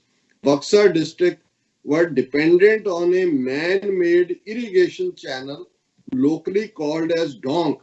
ਇਹ ਡੋਂਗ ਨੂੰ ਲੋਕਲ ਬੋਲੀ ਚ ਕਹਿੰਦੇ ਨੇ ਇਹ ਬੰਦੇ ਦੀ ਬਣਾਈ ਕਿਉਂਕਿ ਪਾਣੀ ਉਹਨਾਂ ਦੇ ਫਿਰ ਚੈਨਲ ਰਾਹੀਂ ਖਿੱਚ ਕੇ ਲਿਆਂਦੇ ਹੋਣਗੇ to carry water to a huge chunk of paddy fields on Indian side of the district from Bhutan since 1953. ਹੁਣ ਪਿਛਲੇ ਲਗਭਗ 70 ਸਾਲ ਤੋਂ ਜਿਹੜਾ ਭੂਟਾਨ ਇਹਨਾਂ ਨੂੰ ਪਾਣੀ ਦੇ ਰਿਹਾ ਸੀ ਉਸ ਚੈਨਲ ਰਾਹੀਂ ਜਿਹਦੇ ਤੇ 26 ਪਿੰਡ ਔਰ 10,000 ਤੋਂ ਜ਼ਿਆਦਾ ਕਿਸਾਨ ਸਰਵਾਈਵ ਕਰ ਰਹੇ ਸੀ ਉਹ ਉਹਨਾਂ ਨੇ ਚੁੱਪ ਚੁਪੀਤੇ ਬੰਦ ਕਰ ਦਿੱਤਾ ਫਿਰ ਉਹਨਾਂ ਨੇ ਕਿਹਾ ਕਿ ਭਾਈ ਉਹਨਾਂ ਨੇ ਵੱਡੀ ਗਿਣਤੀ ਦੇ ਵਿੱਚ ਡੈਮੋਨਸਟ੍ਰੇਸ਼ਨ ਕੀਤਾ ਔਰ ਉਹਨਾਂ ਨੇ ਭੂਟਾਨ ਸਰਕਾਰ ਤੋਂ ਮੰਗ ਕੀਤੀ ਔਰ ਉਹਨਾਂ ਨੇ ਇੰਡੀਅਨ ਗਵਰਨਮੈਂਟ ਨੂੰ ਕਿਹਾ ਵੀ ਉਹ ਭੂਟਾਨ ਸਰਕਾਰ ਦੇ ਨਾਲ ਇਸ ਇਸ਼ੂ ਨੂੰ ਚੁੱਕੇ ਔਰ ਇਹ ਸਾਰੇ ਨੇ ਤਾਂ ਕਿ ਸਾਡਾ ਅਸੀਂ ਭੁੱਖੇ ਮਰ ਜਾਵਾਂਗੇ ਸਾਡਾ ਸਾਰਾ ਝੋਨੇ ਦੇ ਜਿਹੜੇ ਖੇਤ ਨੇ ਉਹ ਪਾਣੀ ਬਿਨਾਂ ਸੁੱਕ ਰਹੇ ਨੇ ਔਰ ਇਸ ਸਾਰੇ ਦੀ ਅੱਗੋਂ ਡਿਬੇਟ ਹੈ ਤੇ ਭੂਟਾਨ ਨੇ ਕਿਹਾ ਕੋਈ ਨਹੀਂ ਕੋਵਿਡ-19 ਚੱਲ ਰਿਹਾ ਬਾਅਦ ਚ ਦੇਖਾਂਗੇ ਅਜੇ ਸ਼ਾਇਦ ਇਹਦੇ ਕਰਕੇ ਅਸੀਂ ਤੁਹਾਡੇ ਕਿਸੇ ਨੂੰ ਐਲਾਨ ਨਹੀਂ ਕਰ ਸਕਦੇ ਸੋ ਭੂਟਾਨ ਵਰਗਾ ਮੁਲਕ ਜਿਹੜਾ ਚਾਰ ਚੁਫੇਰੇ ਘਿਰਿਆ ਹੋਇਆ ਹੈ ਕੋਈ ਉਹਨਾਂ ਦੀ ਬਿਲਕੁਲ ਪੀਸਫੁਲ ਮੁਲਕ ਹੈ ਉਹ ਡਿਸਾਈਡ ਕਰਦੇ ਨੇ ਸਾਲ ਚ ਕਿੰਨੇ ਟੂਰਿਸਟ ਉੱਥੇ ਜਾਣਗੇ ਸਮੋਕਿੰਗ ਬੈਨ ਹੈ ਸਭ ਤੋਂ ਲੰਮੀ ਉਮਰ ਔਰ ਖੁਸ਼ ਰਹਿਣ ਵਾਲੇ ਲੋਕ ਜਿਹੜੇ ਦੁਨੀਆ 'ਚ ਗਿਣੇ ਜਾਂਦੇ ਨੇ ਉਹਨਾਂ 'ਚ ਭੂਟਾਨ ਵਾਲੇ ਨੇ ਸੱਚ ਏ ਪੀਸਫੁਲ ਪੀਪਲ ਔਰ ਉਹਨਾਂ ਦੀ ਸਾਰੀ ਟੂਰਿਸਟ ਇੰਡਸਟਰੀ ਔਰ ਬਹੁਤ ਕੁਝ ਡਿਪੈਂਡ ਭਾਰਤ ਦੇ ਉੱਤੇ ਕਰਦਾ ਹੈ ਇਹ ਆਪਣੇ ਆਪ ਦੇ ਵਿੱਚ ਮੈਂ ਸਮਝਦਾ ਕਿ ਇੱਕ ਜਿਹੜੀਆਂ ਤਿੰਨ ਮੁਸੀਬਤਾਂ ਹੋ ਗਈਆਂ ਉਹ ਅੰਗਰੇਜ਼ਾਂ ਦੀ ਕਹਾਵਤ ਠੀਕ ਹੋ ਗਈ ਨੇਪਾਲ ਜਿਹੜਾ ਚਾਈਨਾ ਨੇਪਾਲ ਔਰ ਹੁਣ ਭੂਟਾਨ ਔਰ ਇਹਨੂੰ ਕਲੋਜ਼ ਕਰਨ ਤੋਂ ਪਹਿਲਾਂ ਮੈਂ ਜਿਹੜੀ ਤੁਸੀਂ ਕਰੋਨਾ ਅਪਡੇਟ ਕਹੀ ਹੈ ਨਿਊਯਾਰਕ ਦੇ ਵਿੱਚ ਉਹਨਾਂ ਨੇ 10 ਸਟੇਟਾਂ ਅਮਰੀਕਾ ਦੀਆਂ ਸਾਊਥ ਦੀਆਂ ਟੈਕਸਾਸ ਅਲਾਬਾਮਾ ਔਰ ਨਾਲ ਲੱਗਦੀਆਂ ਉਹਨਾਂ ਦੇ ਸ਼ਹਿਰੀਆਂ ਤੇ ਪਾਬੰਦੀ ਲਾ ਦਿੱਤੀ ਹੈ ਕੁਆਰੰਟਾਈਨ ਕਿਉਂਕਿ ਬੜੀ ਤੇਜ਼ੀ ਨਾਲ ਅਮਰੀਕਾ ਦੇ ਵਿੱਚ ਜਿਹੜੇ ਇਹ ਕੇਸ ਨੇ ਜਾ ਰਹੇ ਨੇ ਔਰ ਇਸੇ ਤਰ੍ਹਾਂ ਭਾਰਤ ਜਿਹੜਾ ਉਸ ਦੇ ਵਿੱਚ ਵੀ ਤੇਜ਼ੀ ਨਾਲ ਵੱਧਦਾ ਹੈ ਪਾਕਿਸਤਾਨ ਵੀ ਜਿਹੜਾ ਇਸ ਵੇਲੇ 13ਵੇਂ ਨੰਬਰ ਤੇ ਆ ਗਿਆ ਔਰ ਕੇਸਾਂ ਦੇ ਮਾਮਲੇ 'ਚ ਟਰਕੀ ਸਾਊਦੀ ਅਰੇਬੀਆ ਫਰਾਂਸ ਨੂੰ ਉਹਨੇ ਪਿੱਛੇ ਛੱਡ ਦਿੱਤਾ ਹੈ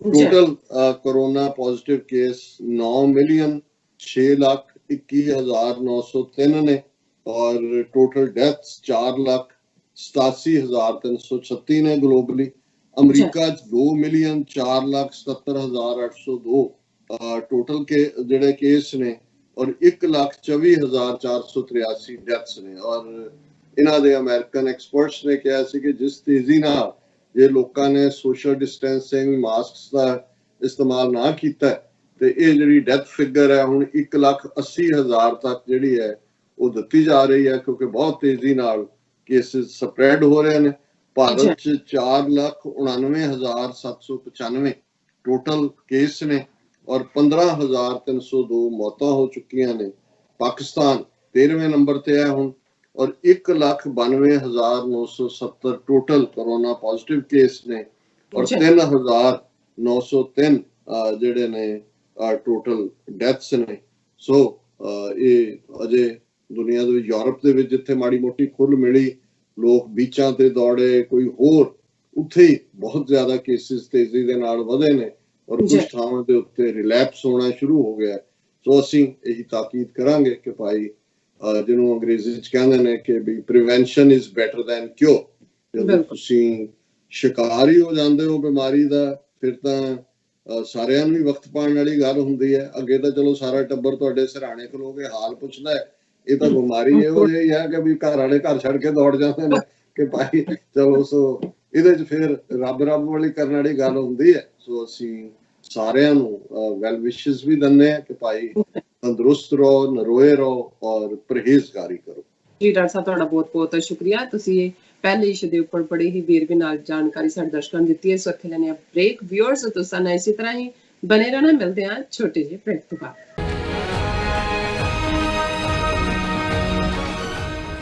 ਕੋਰੋਨਾ ਵਾਇਰਸ ਦੇ ਸੰਕਟ ਦੇ ਚੱਲਦਿਆਂ ਅਮਰੀਕਾ ਵਿੱਚ ਐਮਰਜੈਂਸੀ ਐਲਾਨੀ ਜਾ ਚੁੱਕੀ ਹੈ। ਲੋੜਵੰਦ ਬਜ਼ੁਰਗਾਂ ਅਤੇ ਵਾਇਰਸ ਤੋਂ ਪੀੜਤ ਲੋਕਾਂ ਦੀ ਮਦਦ ਲਈ ਯੂਨਾਈਟਿਡ ਸਟੇਟਸ ਵੱਲੋਂ ਐਮਰਜੈਂਸੀ ਹੌਟਲਾਈਨ ਨੰਬਰ ਉਮੀਦ ਜਾਰੀ ਕੀਤਾ ਗਿਆ।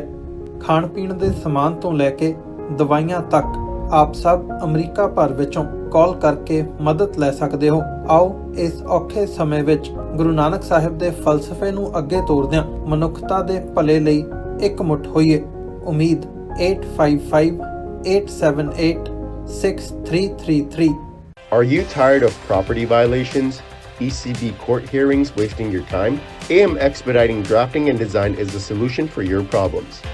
AM Expediting Drafting and Design offers services that range from architectural drawings to expediting services to DOB, FDNY, and other agencies. Or visit their location at 116-15 Myrtle Avenue in Richmond Hill. Call AM Expediting Drafting and Design now at 718-725-0059.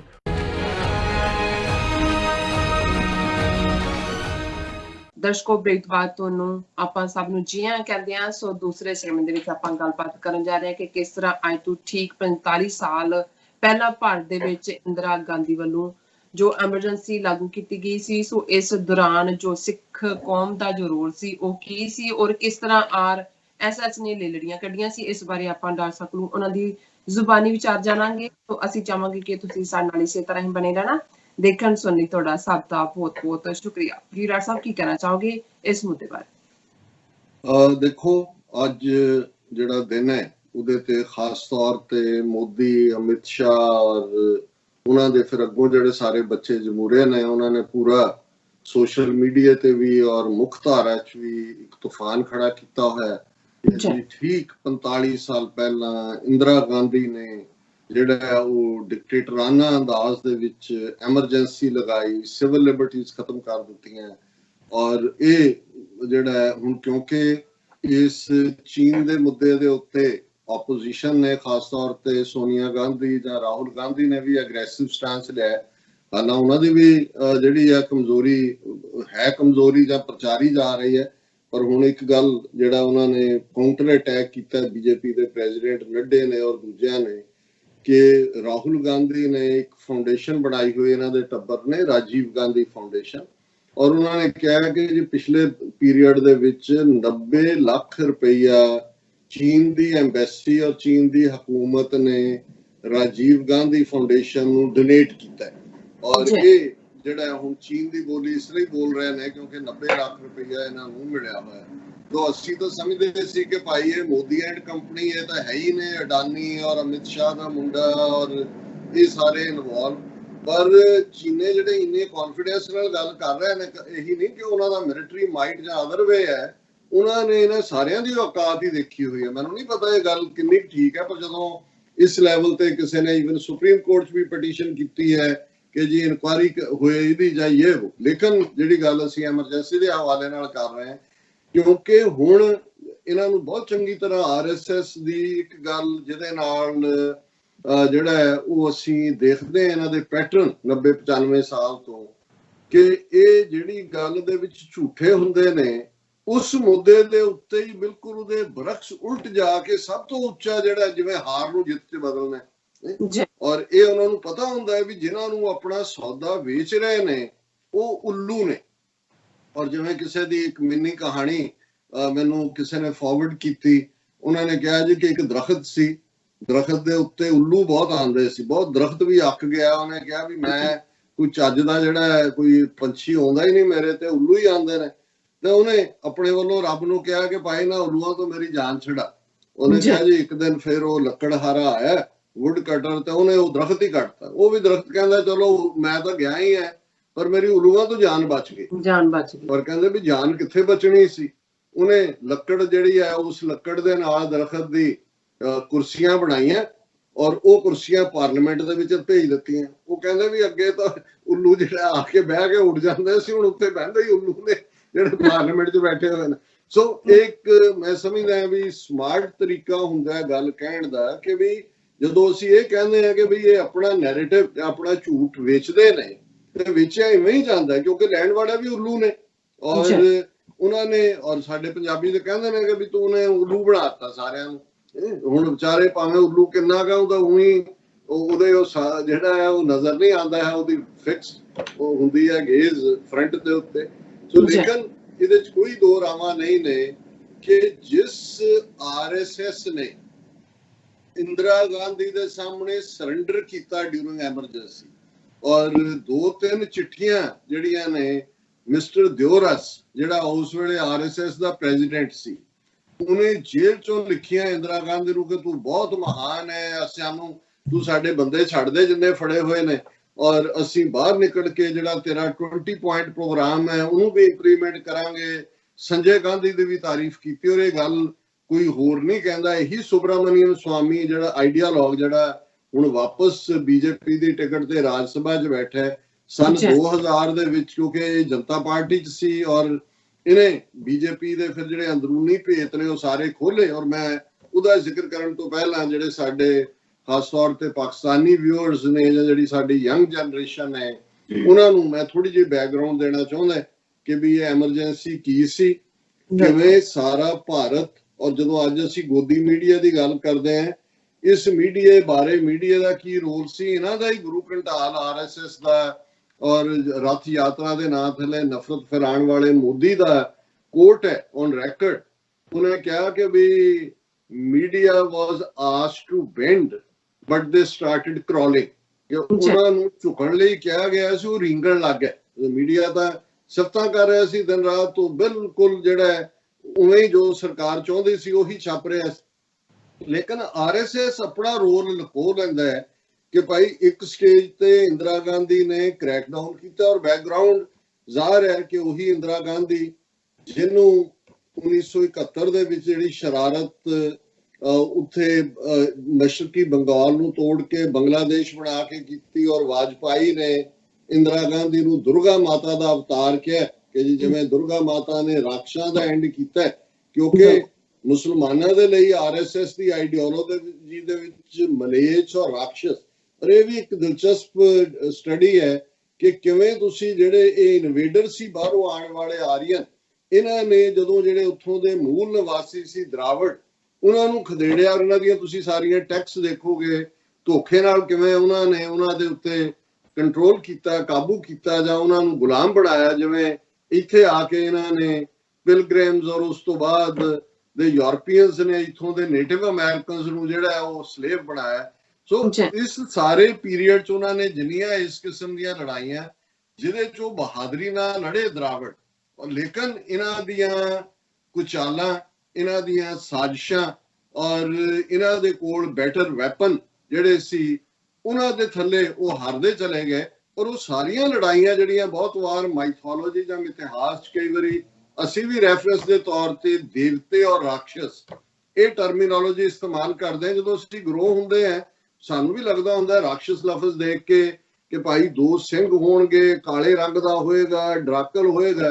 ਹੁਣ ਇਹ ਸਮਝ ਆਇਆ ਕਿ ਭਾਈ ਇਹ ਜਿਹੜੇ local ਵਿਚਾਰੇ ਸੀ ਜਿਨ੍ਹਾਂ ਦੇ ਇਹਨਾਂ ਨੇ ਇਲਾਕੇ ਖੋਏ, ਉਹਨਾਂ ਨੂੰ ਰਾਖਸ਼ ਤੇ ਆਪ, ਕਿਉਂਕਿ ਇਹ ਜਿਹੜੇ ਨੇ ਇਹ ਹਮਲਾਵਰ, ਇਹ ਜੇਤੂ ਰਹੇ, ਆਪ ਦੇਵਤੇ ਬਣ ਗਏ।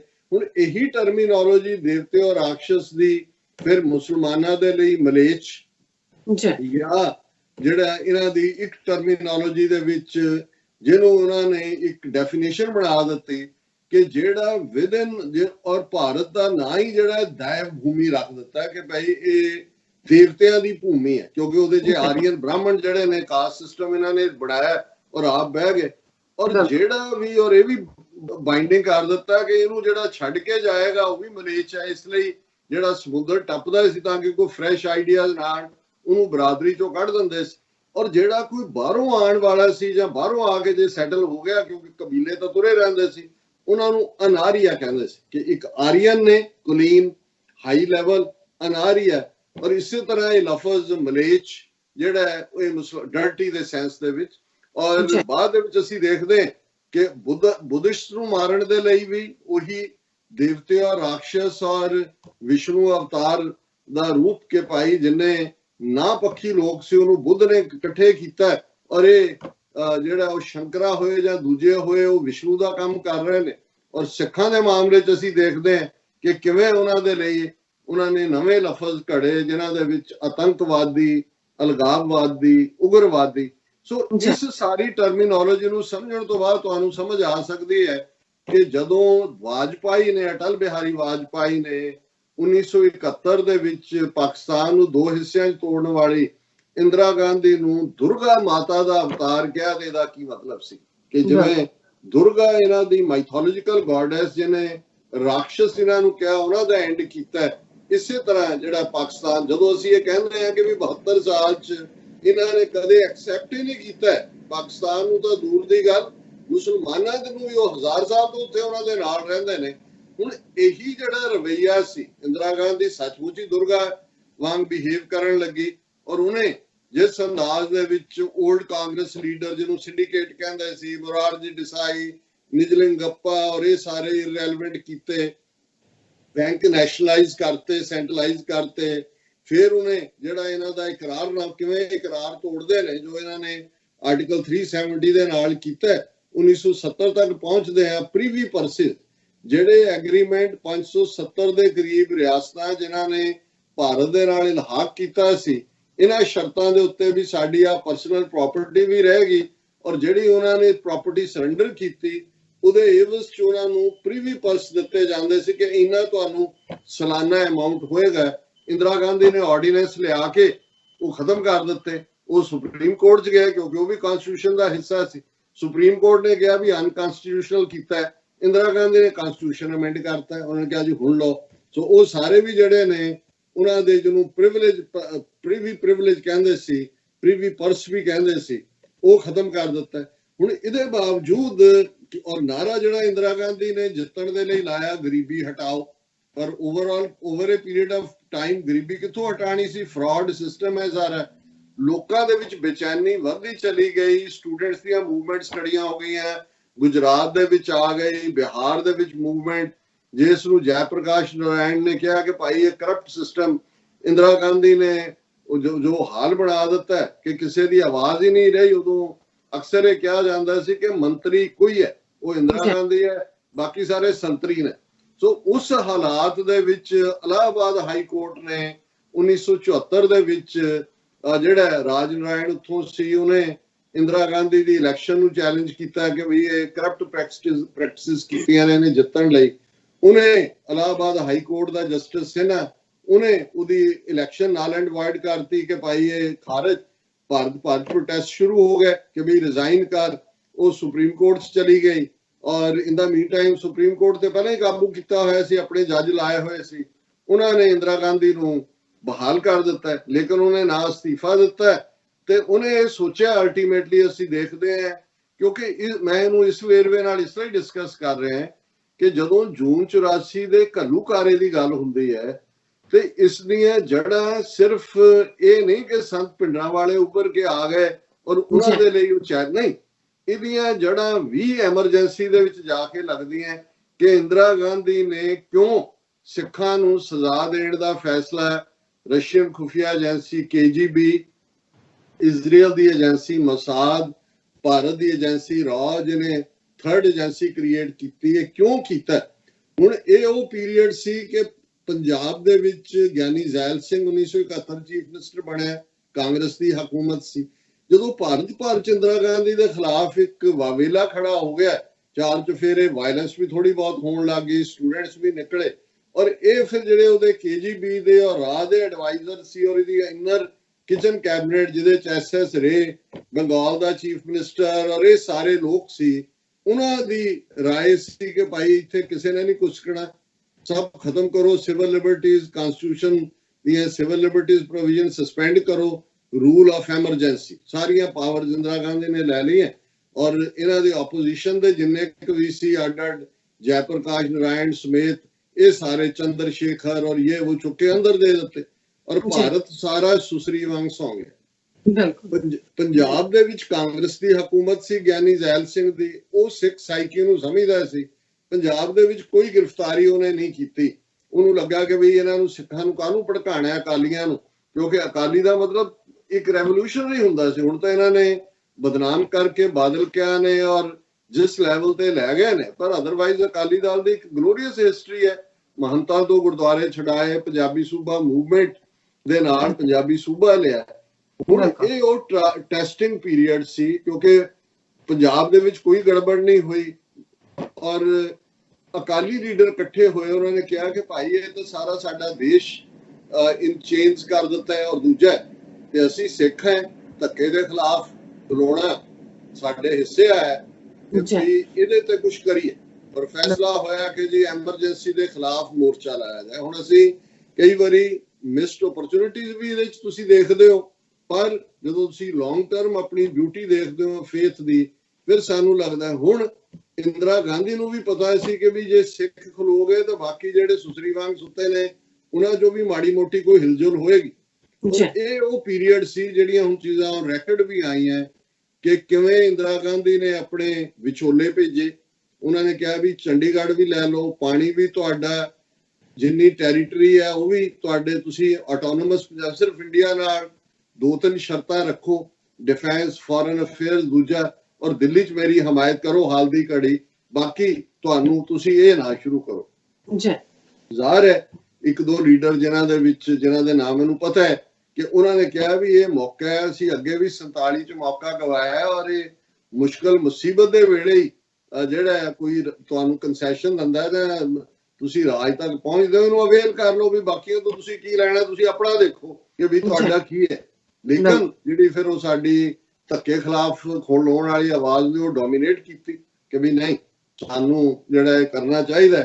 ਸੋ ਮੁੱਕਦੀ ਗੱਲ ਕਿ ਅਕਾਲੀਆਂ ਨੇ ਇਹ ਐਮਰਜੈਂਸੀ ਜਿਹੜੀ ਹੈ 25 ਜੂਨ 1975 ਨੂੰ ਲੱਗਦੀ ਹੈ ਔਰ ਜੁਲਾਈ ਦੇ ਵਿੱਚ ਅਕਾਲੀ ਜਿਹੜੇ ਨੇ ਅਕਾਲ ਤਖਤ ਤੇ ਅਰਦਾਸ ਕਰਕੇ ਐਮਰਜੈਂਸੀ ਦੇ ਖਿਲਾਫ ਮੋਰਚਾ ਲਾ ਦਿੰਦੇ ਨੇ ਔਰ ਉਹ ਮੋਰਚਾ 21 ਮਹੀਨੇ ਐਮਰਜੈਂਸੀ ਚੱਲੀ। 21 ਮਹੀਨੇ ਰੋਜ਼ਾਨਾ ਜਿਹੜੇ ਅਕਾਲੀ ਜਥੇ ਨੇ 1500 ਔਰ ਲਗਭਗ ਜਦੋਂ ਤੱਕ ਇਹ ਮੋਰਚਾ ਖਤਮ ਉਦੋਂ ਹੋਇਆ ਜਦੋਂ ਇੰਦਰਾ ਗਾਂਧੀ ਨੇ ਐਮਰਜੈਂਸੀ ਖਤਮ ਕੀਤੀ, 40,000 ਤੋਂ ਜ਼ਿਆਦਾ ਸਿੱਖਾਂ ਨੇ ਆਪਣੇ ਆਪ ਨੂੰ ਗ੍ਰਿਫਤਾਰੀ ਲਈ ਪੇਸ਼ ਕੀਤਾ। ਇਹ ਠੀਕ ਹੈ ਵੀ ਉਸ ਤੋਂ ਬਾਅਦ ਜਦੋਂ ਟੁੱਟੀ ਫਿਰ ਇਲੈਕਸ਼ਨਾਂ ਹੋਈਆਂ, ਇੰਦਰਾ ਗਾਂਧੀ ਹਾਰੀ ਤੇ ਇੱਕ ਤੋਂ ਬਾਅਦ ਇੱਕ ਲੀਡਰ ਮੁਰਾਰਜੀ ਦੇਸਾਈ, ਚੰਦਰ ਸ਼ੇਖਰ, ਸਾਰੇ ਮਿਨਿਸਟਰ ਉਹ ਅੰਮ੍ਰਿਤਸਰ ਹੈ 20 ਲਾਈਨ ਬਣਾ ਕੇ ਆ ਕੇ 400 ਸਾਲਾ ਸੀ ਅੰਮ੍ਰਿਤਸਰ ਸ਼ਹਿਰ ਦਾ ਸ਼ੁਕਰੀਆ ਅਦਾ ਕਰਦੇ ਸੀ ਕਿ ਜੀ ਸਿੱਖਾਂ ਨੇ ਹੀ ਸਾਡੀ ਜਾਨ ਛੁਡਾਈ ਹੈ ਔਰ ਅਸੀਂ ਹਮੇਸ਼ਾ ਇਸ ਕੌਮ ਦੇ ਸ਼ੁਕਰਗੁਜ਼ਾਰ ਰਵਾਂਗੇ। ਇਹ ਉਹ ਹੁਣ ਇੰਦਰਾ ਗਾਂਧੀ ਜਾਂ KGB ਜਾਂ ਰਾਓ ਉਹਨਾਂ ਨੂੰ ਪਤਾ ਲੱਗ ਗਿਆ ਵੀ ਕੱਲ ਨੂੰ ਇਹਨਾਂ ਸਾਰਿਆਂ ਨੂੰ ਜੇ ਫਲੈਟ ਕਰਨਾ ਹੈ ਤੇ ਆ ਇੱਕ ਕੌਮ ਹੈ ਜਿਹਨੇ ਖਲੋਣਾ, ਪਹਿਲਾਂ ਇਹਨਾਂ ਨੂੰ ਸਬਕ ਸਿਖਾਓ। ਤੋਂ ਜਿਹੜੀ ਹਕੂਮਤ ਬਣੀ ਉਸ ਤੋਂ ਬਾਅਦ ਔਰ ਐਮਰਜੈਂਸੀ 'ਚ ਜ਼ਿਆਦਤੀਆਂ ਹੋਈਆਂ, ਸੰਜੇ ਗਾਂਧੀ ਪਾਵਰ 'ਚ ਆਇਆ, ਕਿਵੇਂ ਤੁਰਕਮਾਨ ਗੇਟ ਦਿੱਲੀ 'ਚ ਮੁਸਲਮਾਨਾਂ ਦੀ ਬਰਬਾਦੀ ਕੀਤੀ ਗਈ, ਜ਼ਬਰਦਸਤੀ ਨਾਸ਼ਬੰਦੀ ਆਪਰੇਸ਼ਨ ਕੀਤੇ ਗਏ, ਧੱਕੇਸ਼ਾਹੀ ਸਿਖਰ ਦੇ ਉੱਤੇ ਸੀ। ਲੇਕਿਨ ਇਸ ਸਾਰੇ ਚੋਂ ਉਹਨਾਂ ਨੇ ਕਨਕਲੂਡ ਕਰ ਲਿਆ ਕਿ ਸਿੱਖਾਂ ਨੂੰ ਸਬਕ ਸਿਖਾਣਾ ਹੈ। ਮੁਰਾਰਜੀ ਦੇਸਾਈ ਦੇ ਥੱਲੇ ਹਕੂਮਤ ਬਣੀ, ਚੂੰ ਦਾ ਮਰੱਬਾ ਸੀ ਸਾਰਾ, ਬਹੁਤੀ ਦੇਰ ਨਹੀਂ ਚੱਲੀ, ਆਲਟਰਨੇਟ ਪਾਰਲੀਮੈਂਟ ਭੰਗ ਹੋਈ ਕੁਝ ਟਾਈਮ ਬਾਅਦ। ਜਦੋਂ ਦੁਬਾਰਾ ਚੋਣਾਂ ਹੋਈਆਂ ਤੇ ਇੰਦਰਾ ਗਾਂਧੀ ਜਿਹੜੀ ਹੈ ਉਹ ਫਿਰ ਪਾਵਰ 'ਚ ਆ ਗਈ, 1980 ਤੱਕ ਪਹੁੰਚਦੇ ਆ।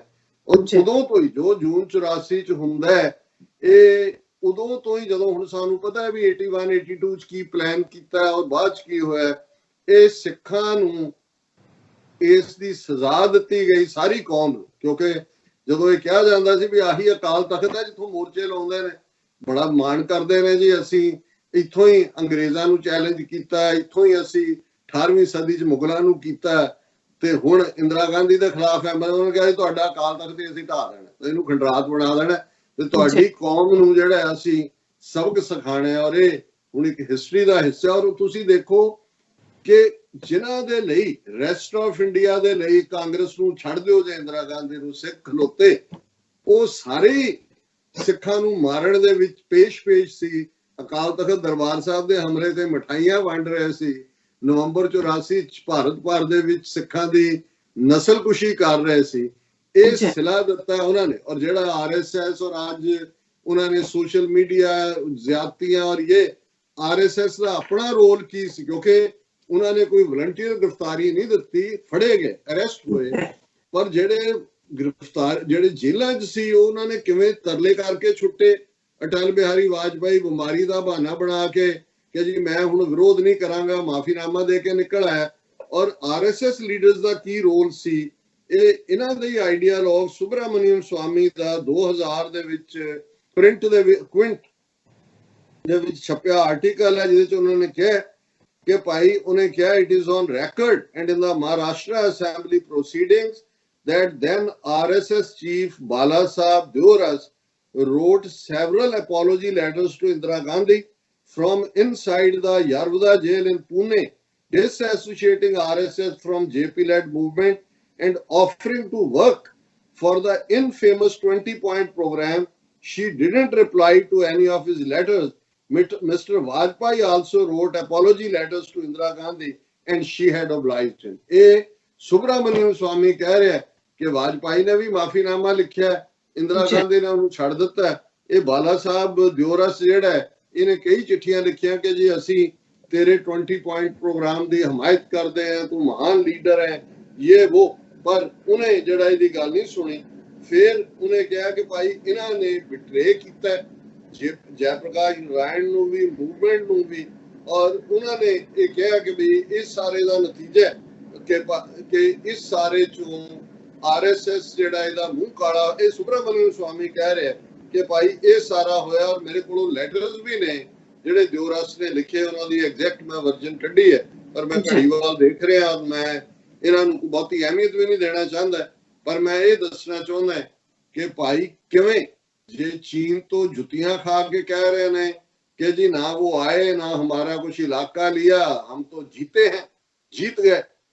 इवें जेड़ा RSS सरेंडर कर रहे हैं, इंदिरा गांधी तो माफीनामा दे के बाहर आ रहे ने, वो कह रहे ने देखो असी किवें एमरजेंसी दियां ज़्यादतियां दे खिलाफ खलोते और साडा RSS दा संघर्ष किवें जेड़ा उन्हें एमरजेंसी नूं तोड़िया। मैं ईवन विकीपीडिया दे उत्ते देख रहा सी कि क्रेडिट RSS नूं दिता। एक लाइन है जी पंजाब दे ਅਕਾਲੀਆਂ ਨੇ ਵੀ ਜਿਹੜਾ ਉਹ ਇਸ ਦੇ ਉੱਤੇ ਜਿਹੜਾ ਇੱਕ ਪ੍ਰੋਟੈਸਟ ਕੀਤਾ। ਕੋਈ ਤੁਹਾਨੂੰ ਇਹਨਾਂ ਦੇ ਲਿਟਰੇਚਰ 'ਚ ਨਹੀਂ ਮਿਲੇਗਾ ਕਿ ਅਕਾਲੀਆਂ ਦਾ ਮੋਰਚਾ, ਸਿੱਖਾਂ ਦਾ ਮੋਰਚਾ 21 ਮਹੀਨੇ ਚੱਲਿਆ, ਜਿੰਨੀ ਦੇਰ ਐਮਰਜੈਂਸੀ ਰਹੀ। 40,000 ਵਲੰਟੀਅਰ ਉਹਨਾਂ ਨੇ ਗ੍ਰਿਫਤਾਰੀ ਦਿੱਤੀ। ਔਰ ਈਵਨ ਅਬਵ ਆਲ ਉਹਨਾਂ ਨੇ ਆਪਣੀ ਆਜ਼ਾਦੀ ਜਿਹੜੀ ਪੰਜਾਬ ਦੀ, ਉਹਨਾਂ ਨੂੰ ਪਲੇਟਰ ਦੇ ਉੱਤੇ ਰੱਖ ਕੇ ਇਹ ਜਿਹੜੀ ਹੈ ਸਰੂਪਨਖਾ ਦੀ ਭੈਣ ਦੇ ਰਹੀ ਸੀ। ਬਾਅਦ 'ਚ ਸਰੂਪਨਖਾ ਦਾ ਤਾਂ ਪਤਾ ਨਹੀਂ ਲక్ష్మణ ਨੇ ਨੱਕ ਵੱਢਿਆ ਕਿ ਨਹੀਂ ਵੱਢਿਆ, ਪਰ ਇਸ ਇੰਦਰਾ ਗਾਂਧੀ ਦਾ ਅੰਤ ਵੀ ਫਿਰ ਸਾਡੇ ਯੋਧਿਆਂ ਸ਼ਹੀਦ ਬਿਆਨ ਸਿੰਘ, ਸ਼ਹੀਦ ਸਤਵੰਤ ਸਿੰਘ ਨੇ ਕੀਤਾ। ਲੇਕਿਨ ਤੁਸੀਂ ਅੱਜ ਤੱਕ ਦੇਖੋਗੇ ਉਹ ਨਰਿੰਦਰ ਮੋਦੀ ਹੋਏ, ਉਹਨਾਂ ਦੀ ਸਾਰੀ ਕੈਬਨਿਟ ਦਾ ਕੋਈ ਵੀ, ਉਹ ਰਾਜੀਵ ਗਾਂਧੀ ਦੇ ਖਿਲਾਫ ਬੋਲਣਗੇ ਬੋਫਰਸ ਦੇ ਬਹਾਨੇ। ਰਾਹੁਲ ਗਾਂਧੀ ਨੂੰ ਹੁਣ ਕਹਿ ਰਹੇ ਨੇ ਜੀ ਤੁਸੀਂ ਚੀਨ ਤੋਂ ਪੈਸੇ ਲੈ ਰਿਹਾ ਇਸ ਰਾਜੀਵ ਗਾਂਧੀ ਫਾਊਂਡੇਸ਼ਨ ਲਈ, ਪਰ ਕੋਈ ਲਫ਼ਜ਼ ਇੰਦਰਾ ਗਾਂਧੀ ਦੇ ਖਿਲਾਫ ਇੰਡੀਵਿਜੂਅਲੀ ਅਦਰ ਦੈਨ ਕਿ ਜੀ ਜ਼ਿਆਦਤੀਆਂ ਐਮਰਜੈਂਸੀ 'ਚ ਹੋਈਆਂ ਔਰ ਅਸੀਂ ਲੜੇ। ਤੁਸੀਂ ਕਿੱਥੋਂ ਲੜੇ ਭਾਈ? ਤੁਹਾਡੇ ਤਾਂ ਜਿਹੜੇ ਨੇ ਮਾਫੀਨਾਮੇ ਨੇ ਉਹ ਨੋ ਨੇ ਕਿ ਭਾਈ ਤੁਸੀਂ ਕੀ ਕੀਤਾ। ਪਰ ਇਹਨੂੰ ਕਹਿੰਦੇ ਨੇ ਕਿ ਭਾਈ ਝੂਠ ਇੰਨਾ ਵੱਡਾ ਬੋਲੋ ਕਿ ਜਿਹੜਾ ਵਿਕਦਾ ਹੈ ਜਿੰਨਾ ਵੱਡਾ ਬੋਲੋ। ਔਰ ਲੋਕ ਵੀ ਕਹਿੰਦੇ ਨੇ ਵੀ ਇਹ ਝੂਠ ਕਿਵੇਂ ਹੋ ਸਕਦਾ ਹੈ। ਤੇ ਅਸੀਂ ਸੱਤਵਾਦੀ ਹੁੰਦਿਆਂ ਹੋਇਆਂ ਵੀ ਜ਼ੁਲਮ ਦੇ ਖਿਲਾਫ ਖਲੋਣ ਵਾਲੇ, ਇਹਨਾਂ ਨੂੰ ਐਮਰਜੈਂਸੀ ਦੀਆਂ ਸ਼ਕਲ 'ਚੋਂ ਆਜ਼ਾਦ ਕਰਨ ਵਾਲੀ ਸਿੱਖ ਕੌਮ ਅੱਜ ਵੀ ਆਤੰਕਵਾਦੀ ਹੈ, ਅਲਗਾਵਵਾਦੀ ਹੈ, ਉਗਰਵਾਦੀ ਹੈ। ਤੇ ਜੇ ਅਜੇ ਵੀ ਸਾਡੇ ਭਰਾਵਾਂ ਭੈਣਾਂ ਨੂੰ ਸਮਝ ਨਹੀਂ ਹੈ ਕਿ ਸਾਡਾ ਦੁਸ਼ਮਣ ਕੀ ਹੈ ਇਹ ਚਾਣਕਿਆ ਦੇ ਪੁੱਤਰ ਕਿਸ ਹੱਦ ਤੱਕ ਜਾ ਕੇ ਇਹ ਜਿਹੜੇ ਨੇ ਸਾਮ ਦਾਮ ਦੰਡ ਭੇਦ ਦੇ ਹਥਿਆਰ ਇਸਤੇਮਾਲ ਕਰਦੇ ਨੇ। ਫਿਰ ਇਸ ਬਾਰੇ ਤਾਂ ਬਾਬਾ ਕਬੀਰ ਫਰਮਾ ਗਏ ਨੇ, ਕਬੀਰ ਸਤਿਗੁਰ ਸਾਚਾ ਕਿਆ ਕਰੇ ਜਾਂ ਸਿੱਖਾਂ ਮੈਂ ਚੂਕ, ਕਿ ਭਾਈ ਗੁਰੂ ਵੀ ਸਾਡਾ ਪੂਰਾ ਹੈ, ਰੱਬ ਵੀ ਨਿਆਂ ਕਰਨ ਵਾਲਾ ਹੈ, ਅਦਲ ਕਰਨ ਵਾਲਾ ਹੈ, ਪਰ ਜੇ ਅਸੀਂ ਆਪਣੀ ਅਕਲ ਤੋਂ ਕੰਮ ਨਹੀਂ ਲੈਣਾ, ਅਸੀਂ ਅੱਖਾਂ ਬੰਦ ਕਰਕੇ ਇੱਕ ਡੰਪ ਡਰਿਵਨ ਕੈਟਲ ਦੀ ਤਰ੍ਹਾਂ ਰਾ ਮਟੀਰੀਅਲ ਹੀ ਬਣਨਾ, ਉਹ ਜੰਗਾਂ 'ਚ ਬਣਾ ਲੈਣ, 2 ਵਰਲਡ ਵਾਰ ਅੰਗਰੇਜ਼ ਬਣਾਉਂਦੇ ਰਹੇ। ਹੁਣ ਵੀ ਕੱਲ ਸਾਡੇ ਇੱਕ ਵੀਰ ਨੇ ਕੈਲੀਫੋਰਨੀਆ ਤੋਂ, ਉਹਨਾਂ ਨੇ ਕਿਹਾ ਕਿ ਜੀ ਕੋਈ ਅਪੀਲ ਕਰੋ, ਲਿਜਾ ਕੇ ਸਿੱਖ ਰੈਜੀਮੈਂਟ ਉਹਨਾਂ ਖੜੀ ਕਰ ਦਿੱਤੀ ਹੈ ਲਦਾਖ ਦੇ ਉੱਤੇ। ਮੈਂ ਕਿਹਾ ਜੀ ਇਹਨਾਂ ਦੀ ਤਾਂ ਇੰਨੀ ਦਿਲਵਦੀ ਹੈ, ਜੇ ਸਿੱਖਾਂ ਨੂੰ ਸਮਝ ਨਹੀਂ ਆਉਂਦੀ ਕਿ ਜਿਹੜੀ ਬਿਹਾਰ ਰੈਜੀਮੈਂਟ ਜਿਹਦੇ 20 ਜਵਾਨ ਮਾਰੇ ਗਏ, ਜਿਨ੍ਹਾਂ 'ਚ 4 ਸਿੱਖ ਨੇ। ਕੱਲ ਕੁਦਰਤੀ ਇੱਕ ਵੀਡੀਓ ਮੈਂ ਦੇਖੀ ਕਿ ਹਿਸਟਰੀ ਆਫ ਬਿਹਾਰ ਰੈਜੀਮੈਂਟ, ਹਾਲਾਂਕਿ ਬਿਹਾਰ ਰੈਜੀਮੈਂਟ ਦੇ ਵਿੱਚ ਮਰਨ ਵਾਲੇ ਬਿਹਾਰੀ ਜਿਹੜੇ ਨੇ ਉਹ 3 ਜਾਂ 4 ਹੀ ਨੇ, 3 ਨੇ, ਨਾ ਉਹਦਾ ਬਿਹਾਰ ਰੈਜੀਮੈਂਟ ਹੈ ਪਰ ਉਹ ਬਿਹਾਰੀ ਨਹੀਂ ਨੇ। ਤੇ ਮੋਦੀ ਜਿਹਨੇ ਬਿਹਾਰ ਦੀਆਂ ਵੋਟਾਂ ਲੈਣੀਆਂ, ਉਹ ਕਹਿ ਰਿਹਾ ਮੈਂ ਨਮਨ ਕਰਤਾ ਹੂੰ ਬਿਹਾਰ ਕੇ ਬਹਾਦਰ ਯੋਧਾओं को। ਉਹ ਦੂਜਿਆਂ ਨੇ ਪੁੱਛਿਆ ਮੀਡੀਆ ਨੇ, ਜਿਹੜਾ ਉਹਦੇ ਚ ਲੈਫਟੀਨੈਂਟ ਕਰਨਲ ਮਰਿਆ ਉਹ ਤੇਲੰਗਾਨਾ ਦਾ ਹੈ, ਤਮਿਲਨਾਡੂ ਦੇ 2 ਨੇ, 4 ਸਿੱਖ ਮੁੰਡੇ ਨੇ ਪੰਜਾਬ ਦੇ, ਕਿਹੜੇ ਬਿਹਾਰੀ। ਲੇਕਿਨ ਮੈਂ ਜਿਹੜੀ ਗੱਲ ਕਹਿਣ ਲੱਗਾ ਕਿ ਕਿਸੇ ਨੇ ਫਿਰ ਉਹ NDTV ਦਿਖਾ ਰਿਹਾ ਕਿ ਬਿਹਾਰ ਰੈਜੀਮੈਂਟ ਦੇ ਕਿਹੜੇ ਬਹਾਦਰੀ ਦੇ ਕਾਰਨਾਮੇ ਨੇ, ਔਰ ਉਹਨਾਂ ਨੇ ਕਿਹਾ ਕਿ ਜੀ ਕਿਸ ਤਰ੍ਹਾਂ ਉਹਨੇ ਸ਼ੌਰਿਆ ਚੱਕਰ ਲਏ, ਇਹਨੇ ਸੈਨਾ ਮੈਡਲ ਲਏ, ਫਲਾਣੀ ਥਾਂ ਸਾਡੀ ਪਲਟਨ ਗਈ। ਔਰ ਦਰਬਾਰ ਸਾਹਿਬ ਦਿਖਾ ਕੇ ਕਿ ਸਭ ਤੋਂ ਪਹਿਲਾਂ ਆਪਰੇਸ਼ਨ ਬਲੂ ਸਟਾਰ ਵੇੜੇ ਦਰਬਾਰ ਸਾਹਿਬ ਦੇ ਅੰਦਰ ਦਾਖਲ ਹੋਣ ਵਾਲੀ ਸਾਡੀ ਬਿਹਾਰ ਰੈਜੀਮੈਂਟ। ਜੇ ਹੁਣ ਵੀ ਇਸ ਗੱਲ ਦੀ ਸਮਝ ਨਹੀਂ ਆਉਂਦੀ ਕਿ ਉਸੇ ਬਿਹਾਰ ਰੈਜੀਮੈਂਟ ਜਿਹਨੇ ਸਾਡੇ ਦਰਬਾਰ ਸਾਹਿਬ ਦੇ ਉੱਤੇ ਹਮਲਾ ਕੀਤਾ, ਸਾਡੇ ਸਿੱਖ ਜਵਾਨ ਉਹਦੇ 'ਚ ਭਰਤੀ ਹੋਏ, ਔਰ ਉਹਨੂੰ ਜਿਹੜਾ ਅੱਜ ਕ੍ਰੈਡਿਟ ਦੇਣ ਲੱਗਿਆ ਸ਼ਹੀਦ ਔਰ ਉਹ ਜਿਹੜੇ ਨੇ, ਇਹ ਕਹਿ ਕੇ ਤੁਹਾਨੂੰ ਇਹ ਲੱਗਦਾ ਕਿ ਭਾਈ ਇਹ ਜਿਹੜੇ ਤੁਹਾਡੇ ਆਪਣੇ ਗੁਰੂ ਘਰ ਦੇ ਉੱਤੇ ਹਮਲਾਵਰ ਲੋਕ ਨੇ, ਤੁਸੀਂ ਇਹਨਾਂ ਦੀਆਂ ਫੌਜਾਂ 'ਚ ਜਾ ਕੇ ਸਰਵ ਕਰੋਗੇ। ਇਹ ਸਾਡੇ ਲਈ ਵੀ ਇੱਕ ਸੋਚਣ ਔਰ ਵਿਚਾਰਨ ਦੀ ਘੜੀ ਹੈ। ਅਦਰਵਾਈਜ਼ ਫਿਰ ਕੱਲ ਨੂੰ ਜਿਵੇਂ ਅਕਸਰ ਇਹ ਕਿਹਾ ਜਾਂਦਾ ਹੈ ਸਾਡੇ ਬਾਰੇ ਕਿ we don't miss an opportunity to miss an opportunity, ਕਿ ਅਸੀਂ ਮੌਕਾ ਗਵਾਉਣ ਦਾ ਕੋਈ ਵੀ ਮੌਕਾ ਹੱਥੋਂ ਜਾਣ ਨਹੀਂ ਦਿੰਦੇ। ਘੱਟੋ ਘੱਟ ਇਸ ਵਾਰ ਅਸੀਂ ਇਸ ਅਖਾਣ ਨੂੰ ਗਲਤ ਸਾਬਤ ਕਰੀਏ ਕਿ ਕਿਸੇ ਹੋਰ ਤੇ ਟੁਕਦਾ ਹੋਏਗਾ, ਹਰ ਵਾਰ ਸਿੱਖਾਂ ਤੇ ਨਹੀਂ ਟੁਕ ਸਕਦਾ। ਜੀ ਰਾਜ ਸਾਹਿਬ ਤੁਹਾਡਾ ਬਹੁਤ ਬਹੁਤ ਸ਼ੁਕਰੀਆ। ਇਸ ਵਕਤ ਲੈਣੇ ਆਪਣੇ ਇੱਕ ਵਿਊਅਰਸ ਤੁਸੀਂ ਨਾਲ ਇਸੇ ਤਰ੍ਹਾਂ ਹੀ ਬਨੇ ਰਹਿਣਾ। ਮਿਲਦੇ ਹਾਂ ਛੋਟੇ ਜਿਹੇ ਵਕਫੇ ਤੋਂ ਬਾਅਦ।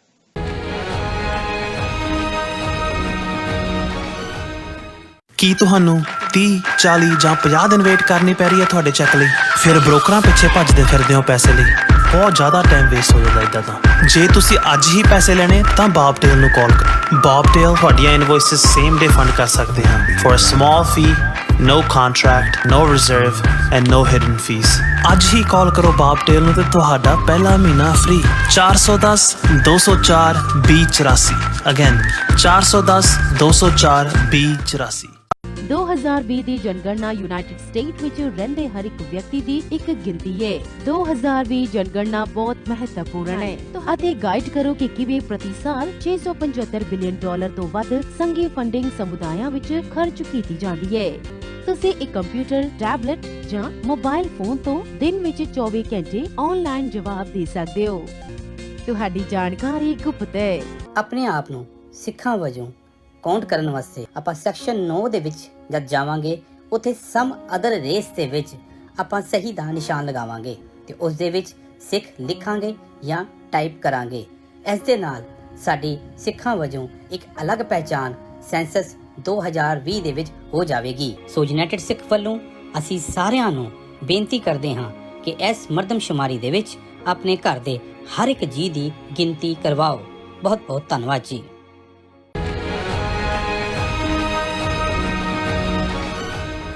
ਦਰਸ਼ਕੋ, ਬ੍ਰੇਕ ਤੋਂ ਬਾਅਦ ਤੁਹਾਡਾ ਸਭ ਦਾ ਭਰਪੂਰ ਸਵਾਗਤ ਹੈ। ਹੁਣ ਆਪਾਂ ਥਰਡ ਵਾਲੇ ਸੈਗਮੈਂਟ ਦੇ ਵਿੱਚ ਪਹੁੰਚ ਚੁੱਕੇ ਹਾਂ। ਉਸ ਦੇ ਵਿੱਚ ਆਪਾਂ ਗੱਲਬਾਤ ਕਰਨ ਜਾ ਰਹੇ ਹਾਂ ਕਿ ਕਿਸ ਤਰ੍ਹਾਂ ਪਾਕਿਸਤਾਨ ਦੇ ਪ੍ਰਧਾਨ ਮੰਤਰੀ ਇਮਰਾਨ ਖਾਨ ਹੋਰਾਂ ਨੇ ਪਾਰਲੀਮੈਂਟ ਦੇ ਵਿੱਚ ਬੋਲਦਿਆਂ ਅਮਰੀਕਾ ਵੱਲੋਂ ਪਾਕਿਸਤਾਨ ਨਾਲ ਕੀਤੀ ਗਈ ਬੇਵਫਾਈ ਦੀ ਕਹਾਣੀ ਬਿਆਨ ਕਰਦਿਆਂ ਉਸਾਮਾ ਬਿਨ ਲਾਦਨ ਲਈ ਸ਼ਹੀਦ ਲਫ਼ਜ਼ ਹੈ ਉਹ ਵਰਤਿਆ ਹੈ। ਸੋ ਇਸ ਦੇ ਉੱਪਰ ਜੋ ਭਾਰਤੀ ਮੀਡੀਆ ਹੈ ਉਸਨੇ ਕਾਫੀ ਬਵਾਲ ਮਚਾਇਆ ਹੈ। ਇਸ ਬਾਰੇ ਆਪਾਂ ਗੱਲਬਾਤ ਕਰਨ ਜਾ ਰਹੇ ਹਾਂ। ਸੋ ਅਸੀਂ ਚਾਹਾਂਗੇ ਕਿ ਤੁਸੀਂ ਸਾਡੇ ਨਾਲ ਇਸੇ ਤਰ੍ਹਾਂ ਹੀ ਬਣੇ ਰਹਿਣਾ। ਦੇਖਣ ਸੁਣਨ ਲਈ ਤੁਹਾਡਾ ਸਭ ਦਾ ਬਹੁਤ ਬਹੁਤ ਸ਼ੁਕਰੀਆ ਜੀ। ਡਾਕਟਰ ਸਾਹਿਬ ਕੀ ਵਿਚਾਰਾਂ ਨੇ ਇਸ ਮੁੱਦੇ ਬਾਰੇ? ਦੇਖੋ, ਬਹੁਤ ਵਾਰ ਜਿਹੜੀ ਹਕੀਕਤ ਹੈ ਜਦੋਂ ਕੋਈ ਉਸ ਤੇ ਫੋਕਸ ਕਰਾਉਣ ਦੀ ਕੋਸ਼ਿਸ਼ ਕਰਦਾ ਹੈ ਤੇ ਜ਼ਾਹਰ ਹੈ ਜਿਨ੍ਹਾਂ ਨੇ ਉਸ ਹਕੀਕਤ ਵੱਲ ਧਿਆਨ ਨਹੀਂ ਦੇਣਾ ਹੁੰਦਾ ਉਹਨਾਂ ਨੇ ਉਸ ਨਾਲ ਜੁੜਿਆ ਖੱਬੇ ਸੱਜੇ ਜਿਹੜਾ ਕੋਈ ਲਫ਼ਜ਼ ਹੈ ਉਸ ਦੇ ਉੱਤੇ ਤਵੱਜੋ ਦੇ ਕੇ ਅਸਲ ਤੋਂ ਤਵੱਜੋ ਹਟਾਣੀ ਹੁੰਦੀ ਹੈ ਤੇ ਫਿਰ ਉਹ ਗੱਲ ਹੀ ਉਸ ਨੂੰ ਚੁੱਕਦੇ ਨੇ। ਔਰ ਮੈਂ ਬਾਰ-ਬਾਰ ਕਿਉਂਕਿ ਭਾਰਤੀ ਮੀਡੀਆ ਦੇ ਹਵਾਲੇ ਨਾਲ ਵੀ ਇਸ ਗੱਲ ਨੂੰ ਨੋਟਿਸ ਕਰਦਾ। ਹੁਣ ਇਮਰਾਨ ਖਾਨ ਹੋਰਾਂ ਨੇ ਜਿਹੜੀ ਪਾਰਲੀਮੈਂਟ ਦੇ ਵਿੱਚ ਕੱਲ ਤਕਰੀਰ ਕੀਤੀ, ਉਹਨਾਂ ਦਾ ਜਿਹੜਾ ਲੋਬੇ ਲਬਾਬ ਸੀ, ਕਹਿਣ ਦਾ ਮਤਲਬ ਸੀ ਕਿ ਭਾਈ ਦੇਖੋ, ਜਿਹੜੀ ਅਮਰੀਕਾ ਨੇ ਵਾਰ ਆਫ ਟੈਰਰ ਦੇ ਨਾਂ ਥੱਲੇ ਜਿਸ ਮਾਮਲੇ 'ਚ ਪਾਕਿਸਤਾਨ ਨੂੰ ਘੜੀਸਿਆ, ਇਹ ਸਾਡੀ ਜੰਗ ਨਹੀਂ ਸੀ, ਸਾਡੀ ਵਾਰ ਨਹੀਂ ਸੀ। ਔਰ ਇਹ ਕੋਈ ਇਮਰਾਨ ਖਾਨ ਹੋਰਾਂ ਨੇ ਕਿਸੇ ਮੌਕਾ ਪ੍ਰਸਤ ਸਿਆਸਤਦਾਨ ਵਾਂਗ ਜੋ ਕੋਈ ਸੁਣਨਾ ਚਾਹੁੰਦਾ ਹੈ ਉਵੇਂ ਉਹ ਗੱਲਾਂ ਇਵੇਂ ਨਹੀਂ ਕਿਹਾ ਹੈ, ਕਿਉਂਕਿ ਇਹ ਉਹਨਾਂ ਦਾ ਲਗਾਤਾਰਤਾ ਨਾਲ ਜਦੋਂ ਵਨ ਮੈਨ ਬੈਂਡ ਵੀ ਸਨ ਆਪਣੇ ਪੋਲੀਟੀਕਲ ਕਰੀਅਰ ਦੇ 9/11 ਤੋਂ ਬਾਅਦ ਅਸੀਂ ਦੇਖਦੇ ਹਾਂ, ਉਹਨਾਂ ਦਾ ਇਹ ਕਨਸਟੈਂਟ ਸਟੈਂਡ ਰਿਹਾ ਕਿ ਇਹ ਸਾਡੀ ਵਾਰ ਨਹੀਂ ਹੈ। ਔਰ ਇਹ ਤੁਸੀਂ ਜਿਸ ਤਰੀਕੇ ਦੇ ਨਾਲ ਉਹਨਾਂ ਦਾ ਕਹਿਣਾ ਸੀ ਮੈਂ ਪਠਾਨ ਹੈ, ਮੈਨੂੰ ਪਤਾ ਹੈ ਗੱਲਬਾਤ ਰਾਹੀਂ ਮਸਲਾ ਹੱਲ ਹੋਏਗਾ, ਤੁਸੀਂ ਇਸ ਤਰ੍ਹਾਂ ਇਹ ਤੁਹਾਡਾ ਨਹੀਂ। ਔਰ ਹਾਲਾਂ ਉਦੋਂ ਵੈਸਟਰਨ ਮੀਡੀਆ ਔਰ ਜਿਹੜੇ ਉਹਨਾਂ ਦੇ ਝੋਲੀ ਚੁੱਕਨੇ ਅੱਗੋਂ ਉਹਨਾਂ ਨੂੰ ਤਾਲਿਬਾਨ ਖਾਨ ਕਹਿੰਦੇ ਸੀ ਕਿ ਭਾਈ ਇਹ ਤਾਲਿਬਾਨ ਦਾ ਹਮਾਇਤੀ। ਔਰ ਉਹਨਾਂ ਦਾ ਇਹ ਸਟੈਂਡ ਕਨਸਟੈਂਟ ਰਿਹਾ। ਔਰ ਮੈਂ ਸਮਝਦਾ ਵੀ ਸ਼ਾਇਦ ਅਮਰੀਕਾ ਨੇ ਵੀ ਜਦੋਂ ਪ੍ਰੈਜ਼ੀਡੈਂਟ ਟਰੰਪ ਨੇ ਸਪੈਸ਼ਲੀ ਨੈਗੋਸ਼ੀਏਸ਼ਨਸ ਸ਼ੁਰੂ ਕੀਤੀਆਂ ਤਾਲਿਬਾਨ ਦੇ ਨਾਲ, ਔਰ ਸਭ ਤੋਂ ਜ਼ਿਆਦਾ ਜੇ ਇਹਦੇ 'ਚ ਤਾਲਿਬਾਨ ਔਰ ਅਮਰੀਕਾ ਨੂੰ ਇੱਕ ਟੇਬਲ ਤੇ ਬਿਠਾਉਣ ਔਰ ਇਵੈਂਚੁਅਲੀ ਜਿਹੜਾ ਐਗਰੀਮੈਂਟ ਸਾਈਨ ਹੋਇਆ ਉਸ ਦੇ ਵਿੱਚ ਰੋਲ ਹੈ ਤੇ ਉਹ ਇਮਰਾਨ ਖਾਨ ਦੀ ਹਕੂਮਤ ਦਾ। ਹੋਰ ਕੋਈ ਵੀ ਹਾਕਮ ਉੱਥੇ ਕੰਮ ਨਹੀਂ ਸੀ ਕਰ ਸਕਦਾ ਕਿਉਂਕਿ ਉਹੀ ਕਰ ਸਕਦਾ ਸੀ ਜਿਹਦੇ ਉੱਤੇ ਤਾਲਿਬਾਨ ਨੂੰ ਜਾਂ ਅਫਗਾਨਾਂ ਨੂੰ ਇਤਬਾਰ ਹੁੰਦਾ। ਸੋ ਜ਼ਾਹਰ ਹੈ ਕਿਉਂਕਿ ਇਮਰਾਨ ਖਾਨ ਨੇ ਮੌਕਾ ਪ੍ਰਸਤੀ ਨਹੀਂ ਸੀ ਦਿਖਾਈ ਹੋਈ, ਉਹ ਉਵੇਂ ਹੀ ਉਹਨਾਂ ਦੇ ਜਰਗੇ ਦੇ ਵਿੱਚ ਵੀ ਗਿਆ, ਉਹਨਾਂ ਦੇ ਨਾਲ ਮਿਲਿਆ। ਔਰ ਅਮਰੀਕਾ ਨੂੰ ਵੀ ਪਤਾ ਸੀ ਕਿ ਵੀ ਭਾਵੇਂ ਇਹ ਸਾਨੂੰ ਹੀ ਭੰਨਦਾ ਰਿਹਾ ਕਿ ਵੀ ਤੁਸੀਂ ਜ਼ੁਲਮ ਕਰ ਰਹੇ ਹੋ, ਪਰ ਜੋ ਉਹਨੇ ਕਿਹਾ ਉਹ ਗਲਤ ਨਹੀਂ ਸੀ। ਸੋ ਮੈਂ ਸਮਝਦਾ ਵੀ ਇਸ ਸਿਚੁਏਸ਼ਨ ਨੇ ਇਮਰਾਨ ਖਾਨ ਦੀ ਜਿਹੜੀ ਪੋਜੀਸ਼ਨ ਹੈ ਉਹ ਵਿੰਡੀਕੇਟ ਕਰ ਦਿੱਤੀ ਸੀ ਕਿ ਉਹਨਾਂ ਨੇ ਕਿ ਉਸ ਮਾਮਲੇ ਨੂੰ ਜਿਹਨੂੰ ਅਮਰੀਕਾ 9/11 ਤੋਂ ਲੈ ਕੇ 18 ਸਾਲ ਜਿਹੜੇ ਵੀ ਬੰਬ ਵਰਾ ਸਕਦੇ ਸੀ, ਰੋਜ਼ੀ ਕਟਰ, ਡੇਜ਼ੀ ਕਟਰ ਜਿੰਨੇ ਮਾਰ ਸਕਦੇ ਸੀ, ਜੋ ਡਰੋਨਸ ਔਰ ਜੋ ਟੈਕਨੋਲੋਜੀ ਪੈਂਟਾਗਨ 'ਚ ਬੈਠੇ ਹੀ ਡਰੋਨ ਡਾਇਰੈਕਟ ਹੋ ਰਹੇ ਨੇ, ਲੇਕਿਨ ਇਹਦੇ ਬਾਵਜੂਦ ਇਵੈਂਚੁਅਲੀ ਗੱਲਬਾਤ ਰਾਹੀਂ ਮਸਲੇ ਦੇ ਹੱਲ ਦੀ ਕੋਸ਼ਿਸ਼ ਹੋਈ। ਵੱਖਰੀ ਗੱਲ ਹੈ ਕਿ ਭਾਰਤ ਜਾਂ ਉਹਨਾਂ ਦੇ ਅੱਗੋਂ ਜਿਹੜੇ ਪ੍ਰੋਟੇਜੇ ਨੇ ਉੱਥੇ ਅਸ਼ਰਫ ਗਨੀ ਹੋਏ ਜਾਂ ਅਬਦੁੱਲਾ ਉਹਨੂੰ ਵੀ ਸੈਬੋਟਾਜ ਕਰਨਾ ਚਾਹੁੰਦੇ ਨੇ ਐਗਰੀਮੈਂਟ ਨੂੰ। ਹੁਣ ਜਿਹੜੀ ਗੱਲ ਅਮਰੀਕਾ ਨੇ ਜਿਵੇਂ ਪਾਕਿਸਤਾਨ ਦੇ ਨਾਲ ਬਿਹੇਵ ਕੀਤਾ, ਮੈਂ ਉਸਾਮਾ ਬਿਨ ਲੈਡਨ ਕੌਣ ਸੀ, ਕੀ ਹੈ ਉਹਦਾ ਕੀ ਰੋਲ ਰਿਹਾ ਹੈ, ਉਹ ਸ਼ਹੀਦ ਹੈ ਕਿ ਮਾਰਿਆ ਹੈ, ਇਸ ਡਿਬੇਟ 'ਚ ਮੈਂ ਨਹੀਂ ਜਾਣਾ ਚਾਹੁੰਦਾ। ਮੈਂ ਇੰਨਾ ਕਹਿਣਾ ਚਾਹੁੰਦਾ ਹੈ ਕਿ ਭਾਈ ਇਹ ਗੱਲ ਦੇਖਣ ਵਾਲੀ ਹੈ ਕਿ ਜਦੋਂ ਤੁਸੀਂ ਇੱਕ ਵਾਰ, ਔਰ ਇੱਕ ਸਾਦਾ ਕਹਾਵਤ ਹੈ ਜਿਹਨੂੰ ਕਹਿੰਦੇ ਸ਼ੇਰ ਦੀ ਸਵਾਰੀ, ਸ਼ੇਰ ਦੀ ਸਵਾਰੀ ਦਾ ਮਤਲਬ ਹੁੰਦਾ ਵੀ ਹੋ ਸਕਦਾ ਤੁਸੀਂ ਸ਼ੇਰ ਤੇ ਚੜ੍ਹ ਜਾਓ ਪਰ ਫਿਰ ਉਤਰ ਨਹੀਂ ਸਕਦੇ, ਸ਼ੇਰ ਨੇ ਤੁਹਾਨੂੰ ਖਾ ਜਾਣਾ। ਹੁਣ ਜਦੋਂ ਅਮਰੀਕਾ ਨੇ ਸੋਵੀਅਤ ਯੂਨੀਅਨ ਦੇ ਖਿਲਾਫ, ਜਦੋਂ ਸੋਵੀਅਤ ਯੂਨੀਅਨ ਨੇ ਅਫਗਾਨਿਸਤਾਨ ਆਕੂਪਾਈ ਕੀਤਾ 1979 'ਚ, ਪਹਿਲੀ ਵਾਰ ਮਜ਼ਹਬ ਦਾ ਇਸਤੇਮਾਲ ਇੱਕ ਸੈਕੂਲਰ ਮੁਲਕ ਅਮਰੀਕਾ ਜਿਹੜਾ ਚਰਚ ਸਟੇਟ ਸੈਪਰੇਟ ਕਹਿੰਦਾ ਹੈ, ਉਹਨਾਂ ਨੇ ਕੀਤਾ। ਉਹਨੂੰ ਹੋਲੀ ਵਾਰ ਕਹਿ ਕੇ ਮੁਜਾਹਿਦੀਨ ਸੱਦੇ, ਦੁਨੀਆ ਭਰ ਦੇ ਮੁਸਲਮਾਨਾਂ ਨੂੰ ਜਿਹਾਦ ਦੇ ਨਾਂ ਥੱਲੇ ਸੋਵੀਅਤ ਯੂਨੀਅਨ ਕਮਿਊਨਿਸਟ ਦੇ ਖਿਲਾਫ ਜਿਹਾਦ ਕਰਨ ਦਾ ਸੱਦਾ ਦਿੱਤਾ। ਇਹਨਾਂ ਦੀ CIA ਨੇ ਜਾ ਕੇ ਉੱਥੇ ਡੇਰੇ ਲਾਏ ਔਰ multi-billion dollar ਪੰਪ ਕੀਤੇ। ਉਹ ਪੀਰੀਅਡ ਸੀ ਕਿ ਇਸਲਾਮ ਦੇ ਨਾਂ ਥੱਲੇ, ਧਰਮ ਦੇ ਨਾਂ, ਹੁਣ ਸਿੱਖੀ ਦੀ ਜਦੋਂ ਕੋਈ ਆਵਾਜ਼ ਦਿੰਦਾ ਹੈ, ਜਿਹੜੀ ਮੂਵਮੈਂਟ ਸਾਡੀ ਚੱਲੀ 84 ਤੋਂ 94 95 ਤੱਕ, ਹਥਿਆਰਬੰਦ ਜਹਾਜ਼ ਵੀ ਖੜੇ ਨੇ, ਉਹਦੇ 'ਚ ਸਾਨੂੰ ਇਹ ਤਾਂ ਨਹੀਂ ਹੁੰਦਾ ਵੀ ਸਾਹਮਣੇ ਕੌਣ ਖੜੇ। ਜਦੋਂ ਸਿੱਖੀ ਦੇ ਉੱਤੇ ਖਤਰਾ ਹੈ, ਸਿੱਖੀ ਦੀ ਗੱਲ ਹੈ, ਸਿੱਖ ਨਿਕਲੇਗਾ। ਉਹ ਕਈ ਵਾਰੀ ਗਲਤ ਵੀ ਲੀਡਰ ਹੋ ਸਕਦਾ, ਪਰ ਉਹ ਆਪਣੇ ਵੱਲੋਂ ਗੁਰੂ ਦੇ ਲਈ, ਪੰਥ ਦੇ ਲਈ ਆਪਣੀ ਕੁਰਬਾਨੀ ਦਿੰਦਾ। ਇਸੇ ਤਰ੍ਹਾਂ ਇਸਲਾਮ ਦੇ ਵਿੱਚ ਜਦੋਂ ਜਿਹਾਦ ਦਾ ਝੰਡਾ ਚੁੱਕਿਆ ਜਾਂਦਾ ਉਹ ਹੱਕ ਦੇ ਲਈ ਹੈ, ਸੱਚ ਦੇ ਲਈ ਹੈ। ਉਸਾਮਾ ਜਿਸ ਦਾ ਸੰਬੰਧ ਇੱਕ ਅਮੀਰ ਪਰਿਵਾਰ ਨਾਲ ਸਾਊਦੀ ਅਰੇਬੀਆ ਦਾ, ਜਿਹਦੇ ਕੋਲ ਦੁਨੀਆ ਦੀ ਔਰ ਆਸ਼ੀ ਦੇ ਸਾਰੇ ਸਾਧਨ ਮੌਜੂਦ ਨੇ, ਜਦੋਂ ਅਮੀਰਾਂ ਕੋਲ ਹੁੰਦੇ ਨੇ, ਉਹ ਵੀ ਉਸ ਦੇ ਵਿੱਚ ਜਾ ਕੇ ਸ਼ਾਮਲ ਹੁੰਦਾ ਹੈ। ਇੱਕ ਡਿਵਾਊਟ ਮੁਸਲਮਾਨ ਵਾਂਗ, ਜਿਵੇਂ ਬਹੁਤ ਸਾਰੇ ਆਏ, ਚੈਚਨੀਆ ਤੋਂ ਆਏ, ਮਿਡਲ ਈਸਟ ਚੋਂ ਆਏ, ਦੁਨੀਆ ਭਰ ਚੋਂ, ਅਲਟੀਮੇਟਲੀ ਸੋਵੀਅਤ ਯੂਨੀਅਨ ਨੂੰ ਡਿਫੀਟ ਕੀਤਾ। ਹੁਣ ਬਜਾਏ ਕਿ ਅਮਰੀਕਾ ਆਪਣੀ ਜ਼ਿੰਮੇਵਾਰੀ ਸਮਝਦਾ ਕਿ ਭਾਈ ਅਫਗਾਨ ਲੋਕ 1 ਮਿਲੀਅਨ ਮਾਰੇ ਗਏ, 2 ਮਿਲੀਅਨ ਜ਼ਖਮੀ ਹੋਏ, ਇਹਨਾਂ ਨੇ ਆਪਣਾ ਬਿਸਤਰਾ ਬੰਨਿਆ ਤੇ ਵਾਸ਼ देयर हैंड ਤੇ ਚੜਾ ਇੱਧਰ ਨੂੰ, ਉੱਥੇ ਛੱਡਤਾ ਉਹਨਾਂ ਨੂੰ। ਔਰ ਉਸ ਤੋਂ ਬਾਅਦ ਉੱਥੇ ਅਸੀਂ ਦੇਖਦੇ ਹਾਂ ਕਿੰਨੀ ਖਤਰਨਾਕ ਸਿਵਲ ਵਾਰ ਹੋਈ। ਕੋਈ ਇੰਡੀਆ ਕਿਸੇ ਦੀ ਮਦਦ ਕਰ ਰਿਹਾ, ਕੋਈ ਇਧਰੋਂ ਕਿਸੇ ਨੂੰ ਖੜਾ ਕੀਤਾ ਹੋਇਆ, ਕੋਈ ਮਸੂਦ ਨੂੰ ਖੜਾ ਕੀਤਾ, ਕੋਈ ਤਾਜ਼ਕ ਨਿਕਲ ਆਏ, ਕੋਈ ਦੂਜਾ ਹੋ ਰਿਹਾ, ਇਧਰੋਂ ਤਾਲਿਬਾਨ ਆ ਗਏ। ਸੋ ਅਗਲੇ 10 ਸਾਲ ਅਸੀਂ ਦੇਖਦੇ ਹਾਂ ਸਿਵਲ ਵਾਰ, ਉਹਦੇ ਚ ਫਰਦਰ ਬਰਬਾਦੀ ਹੁੰਦੀ ਹੈ।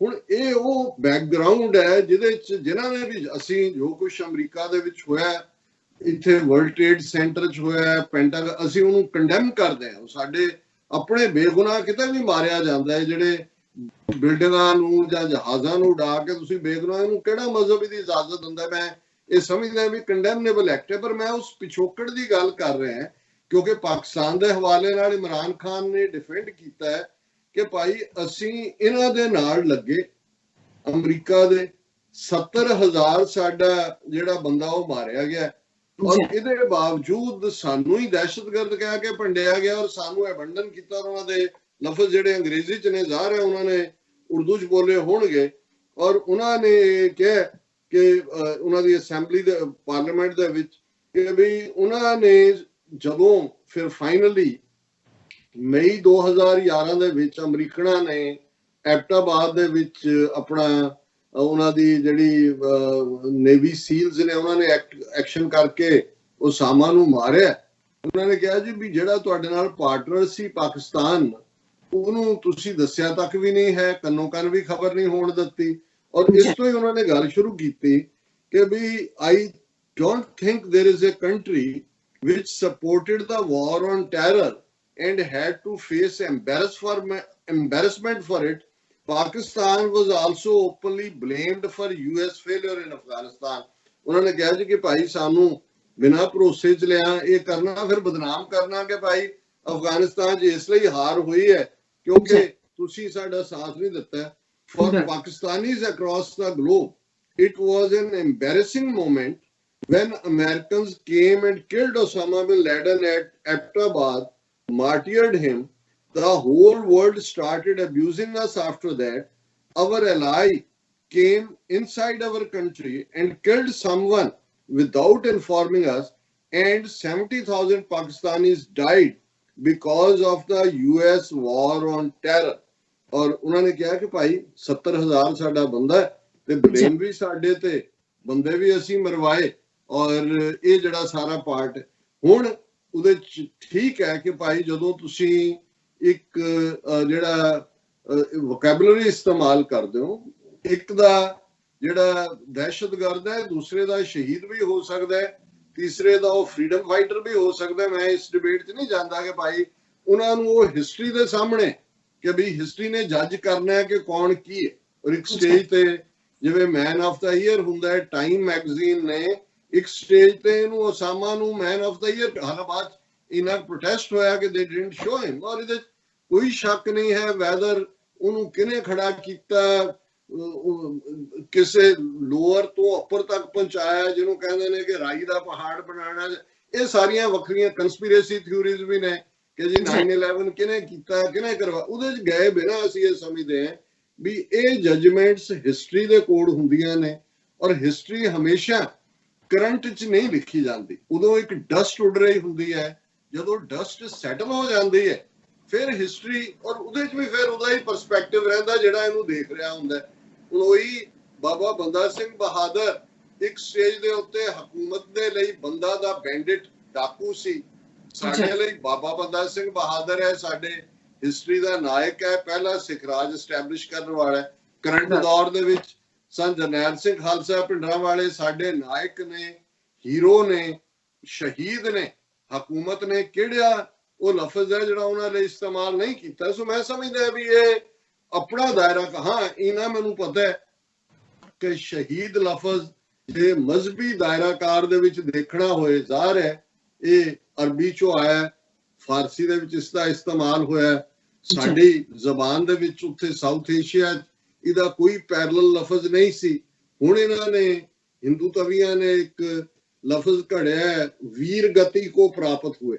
ਹੁਣ ਵੀਰ ਗਤੀ ਤਾਂ ਹੁਣ ਬਣਾਈ ਹੈ ਕਿਉਂਕਿ ਇਹਨਾਂ 'ਚ ਸ਼ਹੀਦ ਦਾ ਕਨਸੈਪਟ ਹੀ ਨਹੀਂ ਸੀ, ਪਰ ਸ਼ਹੀਦ ਦਾ ਮਤਲਬ ਹੁੰਦਾ ਹੈ ਗਵਾਹੀ ਦੇਣ ਵਾਲਾ, ਐਵੀਡੈਂਸ। ਕਿਉਂਕਿ ਜਿਹੜਾ ਮਜ਼ਹਬ ਹੱਕ ਸੱਚ ਇਨਸਾਫ ਦੇ ਰਸਤੇ ਤੇ ਤੁਰਦਾ, ਮਜ਼ਹਬ ਜਾਂ ਰਿਲੀਜਨ ਦੀਆਂ ਛੋਟੀਆਂ ਡੈਫੀਨੇਸ਼ਨਸ ਨੇ, ਜਿਹੜਾ ਹੱਕ ਸੱਚ ਇਨਸਾਫ ਦੇ ਰਸਤੇ ਤੇ ਤੁਰਦਾ ਉਹ ਰੱਬ ਦੀ ਦਰਗਾਹ ਦੇ ਵਿੱਚ ਇੱਕ ਗਵਾਹੀ ਹੁੰਦਾ ਹੈ ਆਪਣੇ ਸੱਚੇ ਸੁੱਚੇ ਕਿਰਦਾਰ ਦੀ। ਉਹ ਰੱਬ ਨੇ ਜੱਜ ਕਰਨਾ ਹੈ। ਔਰ ਗੁਰਬਾਣੀ ਨੇ ਫਰਮਾਇਆ ਕਿ ਭਾਈ ਮਰਨ ਮੁਨਸਾ ਸੂਰਿਆ ਹੱਕ ਹੈ, ਜੇ ਹੋਏ ਮਰੈ ਪਰਵਾਨੋ। ਕਿ ਜਿਹੜੇ ਮਨਸ਼ਾ ਹੁੰਦੀ ਹੈ ਡਿਜ਼ਾਇਰ, ਕਿ ਇਹ ਜਿਹੜੇ ਸੂਰਬੀਰ ਨੇ, ਬਹਾਦਰ ਨੇ, ਉਹਨਾਂ ਦੀ ਡਿਜ਼ਾਇਰ ਹੁੰਦੀ ਹੈ ਕਿ ਵੀ ਅਸੀਂ ਸੱਚ ਤੋਂ ਕੁਰਬਾਨ ਹੋਈਏ। ਵੈਦਰ ਉਹ ਸੱਚਮੁੱਚ ਐਕਸੈਪਟੇਬਲ ਨੇ ਕਿ ਨਹੀਂ, ਇਹ ਰੱਬ ਦੇ ਹੱਥ ਹੈ। ਜੇ ਹੋਏ ਮਰਨ ਪਰਵਾਨੋ, ਕਿ ਵੀ ਉਹਨੇ ਪ੍ਰਵਾਨ ਕਰਨਾ ਹੈ, ਮਨਜ਼ੂਰ ਕਰਨਾ ਹੈ ਕਿ ਨਹੀਂ। ਸੋ ਇਸ ਡਿਬੇਟ 'ਚ ਗਏ ਬਿਨਾਂ ਮੈਂ ਸਮਝਦਾ ਹਾਂ ਵੀ ਇਹ ਮੈਸੇਜ ਤਾਂ ਭਾਰਤ ਨੂੰ ਇਹ ਹੋਣਾ ਚਾਹੀਦਾ ਸੀ। ਹੁਣ ਇਹ ਤਾਜ਼ਾ ਉਹਨਾਂ ਨੂੰ ਢੁੱਡ ਵੱਜਿਆ ਅਮਰੀਕਾ ਦਾ ਕਿ ਭਾਈ ਜਿਹਦੇ ਸਿਰ ਤੇ ਚੀਨ ਦੇ ਨਾਲ ਜਿਹੜਾ ਉਹ ਆਡਾ ਲੈਣ ਦੀ ਕੋਸ਼ਿਸ਼ ਕੀਤੀ, ਇਹਨਾਂ ਦਾ ਇੱਕ ਬਿਆਨ ਤੱਕ ਵੀ ਨਹੀਂ ਦਿੱਤਾ ਹੈ। ਤੇ ਜੇ ਇਮਰਾਨ ਖਾਨ ਆਪਣੀ ਅਸੈਂਬਲੀ 'ਚ ਕਹਿ ਰਹੇ ਨੇ ਕਿ ਦੇਖੋ ਭਾਈ ਅਸੀਂ 70,000 ਬੰਦਾ ਮਰਵਾਇਆ, ਨਾਲ ਖਲੋਤੇ, ਅਸੀਂ ਦਹਿਸ਼ਤਗਰਦੀ। ਸੋ ਜਿਸਟ ਇਹ ਹੈ ਨਾ ਕਿ ਉਹਨੂੰ ਕੀ ਕਿਹਾ, ਉਹ ਹੈ ਸ਼ਹੀਦ ਨਹੀਂ ਹੈ, ਇਹ ਕੋਈ ਮਾਨੇ ਨਹੀਂ ਰੱਖਦੀ। ਪਰ ਇਹ ਹਿੰਦੂ ਤਵੀਆਂ ਨੇ ਜਿਵੇਂ ਸਾਰੇ ਦੇ ਉੱਤੇ ਪੂਰਾ ਜਿਹੜੀ ਹੈ ਨੋਟੰਕੀ ਖੜੀ ਕੀਤੀ ਹੋਈ ਹੈ, ਉਹਦੇ ਤੋਂ ਅੰਦਾਜ਼ਾ ਲਾਓ ਵੀ ਤੁਸੀਂ ਪਹਿਲਾਂ ਦੇਖੋ ਆਪਣੇ ਜਿਹੜੇ ਤੁਹਾਡੇ ਉੱਥੋਂ ਜੁੱਤੀਆਂ ਖਾ ਕੇ ਆਏ ਵੀ ਉਹਨਾਂ ਨੂੰ ਤੁਸੀਂ ਉਹਨਾਂ ਦੇ ਨਾਂ ਤੇ ਹੁਣ ਪੁਲਵਾਮਾ ਵਾਲੇ ਜਿਹੜੇ ਮਰੇ ਬੰਬ ਅਟੈਕ 'ਚ ਉਹਨਾਂ ਨੂੰ ਸ਼ਹੀਦ ਬਣਾ ਕੇ ਤੁਸੀਂ 2019 ਦੀਆਂ ਚੋਣਾਂ ਜਿੱਤੀਆਂ ਨੇ।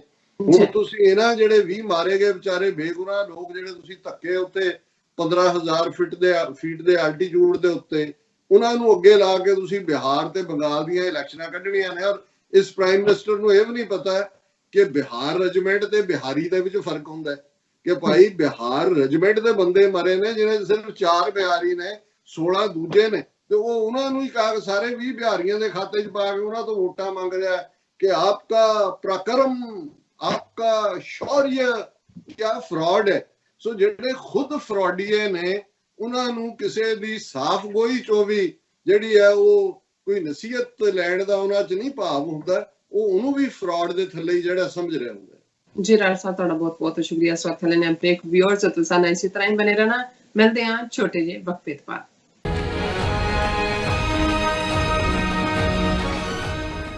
Are you tired of property violations, ECB court hearings wasting your time? AM Expediting Drafting and Design is the solution for your problems. AM Expediting Drafting and Design offers services that range from architectural drawings to expediting services to DOB, FDNY, and other agencies.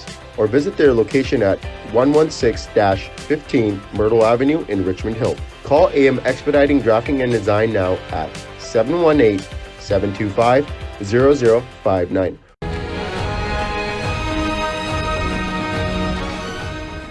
ਦਰਸ਼ਕੋ break ਤੋਂ ਬਾਅਦ ਤੁਹਾਨੂੰ ਆਪਾਂ ਸਭ ਨੂੰ ਜੀ ਆਇਆਂ ਕਹਿੰਦੇ ਆ। ਸੋ ਚੌਥੇ ਸੈਗਮੈਂਟ ਦੇ ਵਿੱਚ ਆਪਾਂ ਗੱਲਬਾਤ ਕਰਨ ਜਾ ਰਹੇ ਹਾਂ ਕਿ ਕਿਸ ਤਰ੍ਹਾਂ ਆਪਾਂ ਕੱਲ ਤੁਹਾਡੇ ਤੋਂ ਜਾਣਕਾਰੀ ਮੰਗੀ ਸੀ, ਤੁਹਾਡੀ ਰਾਏ ਮੰਗੀ ਸੀ ਕਿ ਜੋ TV 84 ਜਿਹੜੇ ਪ੍ਰੋਗਰਾਮ ਨੇ ਉਸ ਦਾ ਫਾਰਮੈਟ ਦੇ ਬਾਰੇ ਤੁਹਾਡੇ ਕੋਲੋਂ ਰਾਏ ਮੰਗੀ ਸੀ। ਉਸ ਦੇ ਬਾਰੇ ਸਾਨੂੰ ਕਾਫੀ ਸਾਰੀਆਂ ਲਿਖਤਾਂ ਵਸੂਲ ਹੋਈਆਂ ਨੇ, ਕਮੈਂਟਸ ਵਸੂਲ ਹੋਏ ਨੇ। ਸੋ ਇਸ ਦੇ ਬਾਰੇ ਆਪਾਂ ਗੱਲਬਾਤ ਕਰਨ ਜਾ ਰਹੇ ਹਾਂ। ਸੋ ਕੁਝ ਲਿਖਤਾਂ ਆਪਾਂ ਤੁਹਾਨੂੰ ਸਾਂਝੀਆਂ ਕਰਨ ਜਾ ਰਹੇ ਹਾਂ। ਸੋ ਇਸ ਦੇ ਨਾਲ ਹੀ ਆਪਾਂ ਗੁਰਬਾਣੀ ਵਿਚਾਰਾਂ ਵੀ ਤੁਹਾਨੂੰ ਸਾਂਝੀਆਂ ਕਰਾਂਗੇ। ਸੋ ਅਸੀਂ ਚਾਹਾਂਗੇ ਕਿ ਤੁਸੀਂ ਸਾਡੇ ਨਾਲ ਇਸੇ ਤਰ੍ਹਾਂ ਹੀ ਬਣੇ ਰਹਿਣਾ। ਦੇਖਣ ਸੁਣ ਲਿਆ, ਲਿਖਣ ਲਈ ਤੁਹਾਡਾ ਸਭ ਦਾ ਬਹੁਤ ਬਹੁਤ ਸ਼ੁਕਰੀਆ ਜੀ। ਰਾਜ ਸਾਹਿਬ ਕੀ ਵਿਚਾਰਾਂ ਨੇ? ਦੇਖੋ, ਜਿਵੇਂ ਅਸੀਂ ਪਹਿਲੇ ਸੈਗਮੈਂਟ ਵੇਲੇ ਵੀ ਸਭ ਦਾ ਸਾਂਝਾ ਸ਼ੁਕਰੀਆ ਅਦਾ ਕੀਤਾ ਕਿ ਜਿੰਨਾ ਤੁਸੀਂ ਪਿਆਰ ਦਿੱਤਾ ਹੈ। ਔਰ ਕੱਲ ਤੋਂ ਹੁਣ ਤੱਕ ਇਹਨਾਂ 24 ਘੰਟੇ ਦੇ ਵਿੱਚ 200 ਤੋਂ ਜ਼ਿਆਦਾ ਮੈਸੇजेस, ਲਿਖਤਾਂ ਸਾਡੇ ਤੱਕ ਪਹੁੰਚੀਆਂ ਨੇ। ਬਹੁਤਿਆਂ ਨੇ ਜਿਹੜਾ ਇਸ ਦੇ ਉੱਤੇ ਰਾਦਰ ਕਈਆਂ ਨੇ ਤਾਂ ਸ਼ੌਕ ਦਾ ਇਜ਼ਹਾਰ ਕੀਤਾ ਕਿ ਵੀ ਤੁਸੀਂ ਇਹ ਕਿਵੇਂ ਸੋਚਿਆ ਕਿ ਵੀ ਤੁਸੀਂ ਇਹਨੂੰ ਬੰਦ ਕਰੋਗੇ ਜਾਂ ਇਸ ਜਿਹੜਾ ਇਸ ਦੀ ਜਿਹੜੀ ਹੈ ਉਹ ਯੂਜ਼ਫੁਲਨੈਸ ਨਹੀਂ ਹੈ। ਤਾਂ ਮੈਂ ਕੁਝ ਜਿਹੜੇ ਨਹੀਂ, ਮਤਲਬ ਇਹ ਨਹੀਂ ਹੈ ਕਿ ਬਾਕੀ ਐਮ ਨਹੀਂ ਨੇ, ਪਰ ਵਕਤ ਵੀ ਸੀਮਤ ਹੈ। ਪਰ ਮੈਂ ਉਹਨਾਂ ਦੇ ਪਿਆਰ ਦਾ ਇਜ਼ਹਾਰ ਜਿਨ੍ਹਾਂ ਨੇ ਪੈਨ ਚੁੱਕਿਆ, ਜਿਨ੍ਹਾਂ ਨੇ ਕਮੈਂਟ ਕੀਤਾ, ਵੀਰ ਨਵਰੂਪ ਸਿੰਘ ਉਹਨਾਂ ਨੇ ਸਾਨੂੰ ਲਿਖਿਆ, ਡਾਕਟਰ ਸਾਹਿਬ ਵਾਹਿਗੁਰੂ ਜੀ ਕਾ ਖਾਲਸਾ ਵਾਹਿਗੁਰੂ ਜੀ ਕੀ ਫਤਿਹ।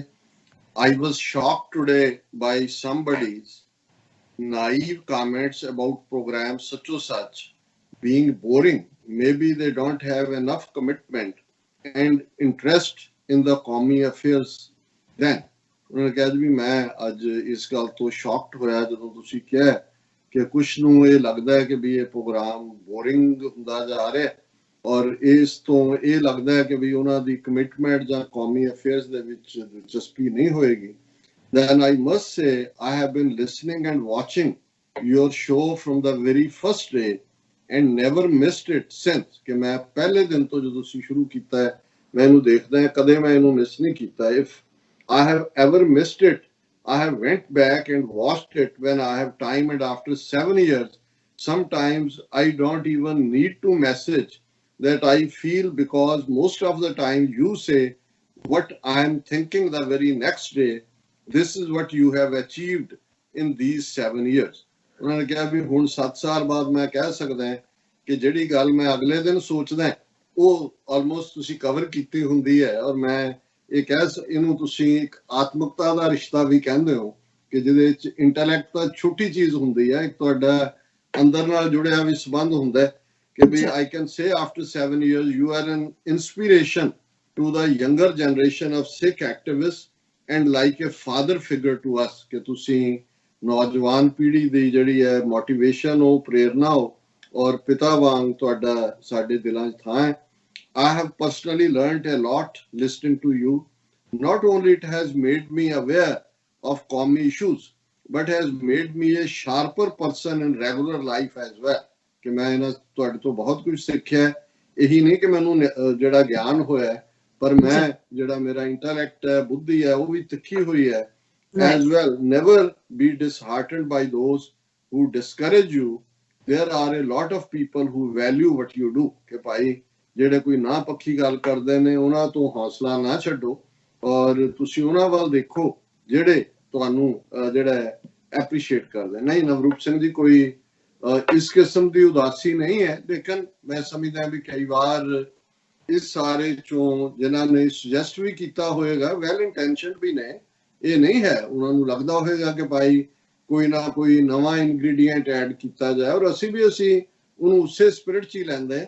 ਪਰ ਜ਼ਾਹਿਰ ਤੌਰ ਦੇ ਉੱਤੇ ਤੁਹਾਡੀ ਇਹ ਲਿਖਤ ਨੇ ਸਾਨੂੰ ਹੌਸਲਾ ਵੀ ਦਿੱਤਾ। ਔਰ ਇਸੇ ਤਰ੍ਹਾਂ ਜਿਹੜਾ ਇੱਕ ਕਮੈਂਟ ਮਹਿੰਦਰ ਛੀਨਾ ਜੀ ਦਾ, ਡਾਕਟਰ ਸਾਹਿਬ, sister Neelam and whole staff, Waheguru ji ਤੁਹਾਨੂੰ ਚੜ੍ਹਦੀ ਕਲਾ ਵਿੱਚ ਰੱਖਣ। ਅਸੀਂ ਸ਼ੁਰੂ ਤੋਂ ਹੀ ਜੁੜੇ ਹਾਂ ਤੁਹਾਡੇ ਨਾਲ। It's very precious asset of hour Sikh community. We cannot think to stop it, but it should go at greater level to serve। God bless Mahinder Chheena. ਕਿ ਭਾਈ ਸਾਰੇ ਸਟਾਫ ਦਾ ਵੀ ਉਹਨਾਂ ਨੇ ਸ਼ੁਕਰੀਆ ਅਦਾ ਕੀਤਾ। ਉਹਨਾਂ ਨੇ ਕਿਹਾ ਵੀ ਬੰਦ ਕਰਨਾ ਤਾਂ ਦੂਰ ਦੀ ਗੱਲ, ਇਹ ਜਿਹੜਾ ਹੈ ਬੁਲੰਦੀਆਂ ਵੱਲ ਜਾਣਾ ਚਾਹੀਦਾ ਔਰ ਅਸੀਂ ਮਹਿੰਦਰ ਜੀ ਦਾ ਬਹੁਤ ਸ਼ੁਕਰੀਆ ਅਦਾ ਕਰਦੇ। ਇਸੇ ਤਰ੍ਹਾਂ ਦਵਿੰਦਰ ਸਿੰਘ ਸਮੱਗ, ਉਹਨਾਂ ਨੇ ਲਿਖਿਆ, doctor Sahib explains every past and present concerned issues very tactically and as simple that a layman can easily understand। Thanks to all staff and Dr. ਸਾਹਿਬ ਕਿ ਵੀ ਤੁਸੀਂ ਹਰ ਗੱਲ ਨੂੰ ਬੜੇ ਸਿੰਪਲ ਅੰਦਾਜ਼ ਦੇ ਵਿੱਚ ਪੇਸ਼ ਕਰਦੇ ਹੋ ਤਾਂ ਕਿ ਆਮ ਬੰਦੇ ਨੂੰ ਵੀ ਸਮਝ ਆ ਸਕੇ ਔਰ ਅਸੀਂ ਜਿਹੜਾ ਤੁਹਾਡੇ ਸ਼ੁਕਰਗੁਜ਼ਾਰ ਹਾਂ। ਸੋ ਮੈਂ ਘੜੀ ਵੱਲ ਵੀ ਦੇਖ ਰਿਹਾ, ਕੁਝ ਜਿਹੜੇ ਸਾਡੇ ਇਸ ਸੈਗਮੈਂਟ ਦੇ ਥੱਲੇ ਆਲਮੋਸਟ 148 ਤੋਂ ਜ਼ਿਆਦਾ ਕਮੈਂਟ ਨੇ ਔਰ ਇਹ ਜਿਹੜਾ ਉਹਦੇ ਚੋਂ ਮੈਂ ਕੁਝ ਜ਼ਰੂਰ ਸਾਂਝੇ ਕਰਨਾ ਚਾਹਾਂਗਾ। ਔਰ ਉਹਦੇ ਚ ਉਹਨਾਂ ਨੇ ਇੱਕ ਵੀਰ ਨੇ ਲਿਖਿਆ ਕਿ 84 ਸੱਚੀਆਂ ਖਬਰਾਂ ਪੇਸ਼ ਕਰਦਾ। ਵੀਰ ਜੀ ਤੁਹਾਡੀ ਬਹੁਤ ਵਧੀਆ ਜਾਣਕਾਰੀ ਮਿਲਦੀ ਹੈ ਔਰ ਲੱਗੇ ਰਹੋ, ਤੁਹਾਡੀ ਮਿਹਨਤ ਦਾ ਫਲ ਮਿਲਣਾ ਹੀ ਮਿਲਣਾ। ਔਰ ਇਸ ਸਾਰੇ ਦੇ ਨਾਲ ਜਿਹੜੇ ਮਿਸਟਰ ਪਾਰੀ ਜਾ ਲਿਖਦੇ ਨੇ ਕਿ ਡਾਕਟਰ ਸਾਹਿਬ, we respect your courage, your effort, your sincerity for the Sikhs। If Sikhs get united along with minorities, that is Muslims, Christian, etc., they will surely achieve their purpose। ਕਿ ਜੇ ਘੱਟ ਗਿਣਤੀਆਂ ਇੱਕ ਥਾਂ ਇਕੱਠੀਆਂ ਹੋਣ ਤੇ ਫਿਰ ਇਹ ਸਾਡਾ ਜਿਹੜਾ ਨਿਸ਼ਾਨਾ ਪੂਰਾ ਹੋਏਗਾ। ਇੱਕ ID all about truth and ਸਿੱਖਿਜ਼ਮ ਤੋਂ ਸਰ ਸਾਹਿਬ ਨੇ ਲਿਖਿਆ, ਉਹਨਾਂ ਨੇ ਪੂਰਾ ਪੰਜਾਬੀ ਚ ਟਾਈਪ ਕੀਤਾ। ਉਹਨਾਂ ਕਿਹਾ, ਡਾਕਟਰ ਸਾਹਿਬ ਮੈਂ ਭਾਰਤੀ ਪੰਜਾਬ ਤੋਂ ਇੱਕ ਰਿਟਾਇਰਡ ਫੌਜੀ ਅਫਸਰ ਹਾਂ ਮੈਂ ਚਾਹੁੰਦਾ ਹਾਂ ਕਿ ਤੁਸੀਂ ਆਪਣੇ ਆਖਰੀ ਸਾਹ ਤੱਕ ਇਸੇ ਸਟਾਈਲ ਵਿੱਚ ਇਹ ਪ੍ਰੋਗਰਾਮ ਜਾਰੀ ਰੱਖੋ, ਕਿਉਂਕਿ ਤੁਹਾਡਾ ਪ੍ਰੋਗਰਾਮ ਇੰਟੈਲੈਕਚੁਅਲ ਬਣਾਉਂਦਾ ਹੈ ਸਿੱਖਾਂ ਨੂੰ, ਤੇ ਕਿਊਰੀਅਸ ਪੀਪਲ ਹੀ ਤੁਹਾਡੇ ਪ੍ਰੋਗਰਾਮ ਤੇ ਆਉਂਦੇ ਨੇ। ਇਦਾਂ ਦੀ ਕਿਸਮ ਦੇ ਲੋਕ ਘੱਟ ਹੀ ਹੁੰਦੇ ਨੇ। ਉਹ ਲੋਕ ਜੋ ਤੁਹਾਨੂੰ ਤਰੀਕਾ ਬਦਲਣ ਨੂੰ ਕਹਿੰਦੇ ਹਨ, ਉਹਨਾਂ ਨੂੰ ਤੁਸੀਂ ਦੱਸੋ ਕਿ ਉਹ ਉਹਨਾਂ ਦੀ ਕੁਆਲਿਟੀ ਦੇ ਲੋਕਾਂ ਲਈ ਕੋਈ ਹੋਰ ਪ੍ਰੋਗਰਾਮ ਚਲਾ ਲੈਣ ਕਿ ਭਾਈ ਉਹਨਾਂ ਨੂੰ ਲੱਗਦਾ ਹੈ। ਔਰ ਤੁਸੀਂ ਸਿੱਖ ਕੌਮ ਦੇ ਨਾਇਕ ਹੋ, ਰੱਬ ਕਰੇ ਤੁਹਾਡੀ ਉਮਰ ਲੰਮੀ ਹੋਏ। ਸੋ ਬਹੁਤ ਬਹੁਤ ਸ਼ੁਕਰੀਆ ਸਰ ਸਾਹਿਬ। ਮੈਂ ਇਹਦੇ ਚ ਹੁਣ ਕੀ ਕਹਿ ਸਕਦਾ, ਮੈਂ ਤੁਹਾਡੇ ਸਭ ਦੇ ਪਿਆਰ ਦਾ ਇੰਨਾ ਕਿ ਕਰਜ਼ਾਈ ਹੈ ਕਿ ਮੈਨੂੰ ਇਹ ਲੱਗਦਾ ਹੈ ਕਿ ਮੇਰਾ ਹਰ ਸਾਹ ਕੌਮ ਦੀ ਔਰ ਤੁਹਾਡੇ ਪਿਆਰ ਦੀ ਇਮਾਨਤ ਹੈ। ਔਰ ਸਾਡੇ ਬਹੁਤ ਸਾਰੇ ਪਾਕਿਸਤਾਨੀ ਵੀਰਾਂ ਨੇ ਤੇ ਬਹੁਤ ਉਹਨਾਂ ਨੇ, ਇੱਕ ਡਾਕਟਰ ਕਮਰ ਪਰਾਚਾ ਇਹਨਾਂ ਨੇ ਲਾਹੌਰ ਤੋਂ ਲਿਖਿਆ। I am Dr. Kamal Paracha from Lahore, a regular listener of your informative program. Appreciate your knowledge and command on subject. Please do continue and don't let it be discontinued. With small difference in style of turban, you exactly look like my grandfather Dadaji. May Allah bless you, health and prosperity. ਇਹਨਾਂ ਦੀ ਲਿਖਤ ਤੁਸੀਂ ਪਹਿਲਾਂ ਵੀ share ਕੀਤੀ ਸੀ। ਸੋ ਉਹਨਾਂ ਨੇ ਵੀ ਇੱਕ ਹੌਸਲੇ ਵਾਲੀ ਔਰ ਆਪਣੇ ਦਾਦਾ ਜੀ ਵਾਂਗ ਉਹਨਾਂ ਕਿਹਾ ਪੱਗ ਦਾ ਸਟਾਈਲ ਥੋੜਾ ਵੱਖਰਾ ਹੈ। ਸੋ ਬਾਕੀ ਇਵੇਂ ਹੀ ਹੈ। ਫਿਰ ਜਿਹੜਾ ਹੈ ਆਰਿਫ ਹੈਦਰ ਜੀ ਨੇ ਲਿਖਿਆ, ਆਦਾਬ doctor Sahib, I hope you are well. I am listening to you every day in UK. You always speak the truth, facts and not fake news like Indian channels. I never miss your show and pray to Allah for new country called Khalistan. Inshallah, one day you will achieve your goal. All Muslims are with you. God bless you and Neelam ji. So Arif Haider ji, बहुत बहुत ਤੁਹਾਡਾ ਸ਼ੁਕਰੀਆ। ਇੰਨੇ messages ਨੇ ਰਫੀਕ ਅਨਵਰ ਜੀ, ਉਹਨਾਂ ਦਾ message ਵੀ ਮੈਂ ਸਾਂਝਾ ਕਰ ਦਿੰਦਾ, ਫਿਰ ਅੱਜ ਦੀ ਵਿਚਾਰ ਵੱਲ ਜਾਵਾਂਗੇ। Dr. Amarjit Singh Sahib, I am a Muslim from Pakistan, now living in England. Ever since I watched your program first time about a year ago, I try not to miss any of your SOS shows. The reason is that watching Indian or Pakistani TV channel, you get a biased representation of Indian subcontinent situation. Your program is the one that I found out is more relevant to the politics of Southeast Asia. Now I do not watch Pakistani or Indian channels so much, but I really miss your program when for some reason it's not out in the air. Please do not change your style of presentation. Every ever increasing number of subscribers on YouTube is the evidence of popularity of your program. Keep it as it is. So Rafiq Anwar ji, बहुत बहुत शुक्रिया। ਅੱਗੇ ਵੀ ਸਾਨੂੰ ਲਿਖਦੇ ਨੇ ਔਰ ਜਿਹੜੇ ਲਫ਼ਜ਼ ਉਹਨਾਂ ਨੇ ਕਹਿ ਰਹੇ ਮੇਰੇ ਕੋਲ ਉਹਨਾਂ ਦਾ ਅੱਗੋਂ ਸ਼ੁਕਰਾਨਾ ਕਰਨ ਦੇ ਲਫ਼ਜ਼ ਨਹੀਂ ਨੇ। ਸੋ ਮੈਂ ਹੁਣ ਜਿੱਥੋਂ ਤੱਕ ਦੇਖ ਰਹੇ ਹਾਂ ਮੈਸੇਜ ਹੀ ਮੈਸੇਜ ਨੇ। ਜਮੀਲ ਅਹਿਮਦ ਲਿਖਦੇ ਨੇ, ਡਾਕਟਰ ਸਾਹਿਬ ਰੱਬ ਚੜ੍ਹਦੀ ਕਲਾ ਰੱਖੇ। ਮੈਂ ਇਸਤੰਬੁਲ ਤੁਰਕੀ ਤੋਂ ਤੁਹਾਡੇ ਸਾਰੇ ਪ੍ਰੋਗਰਾਮ ਬਾਰੇ ਬੜੇ ਧਿਆਨ ਨਾਲ ਸੁਣਦਾ।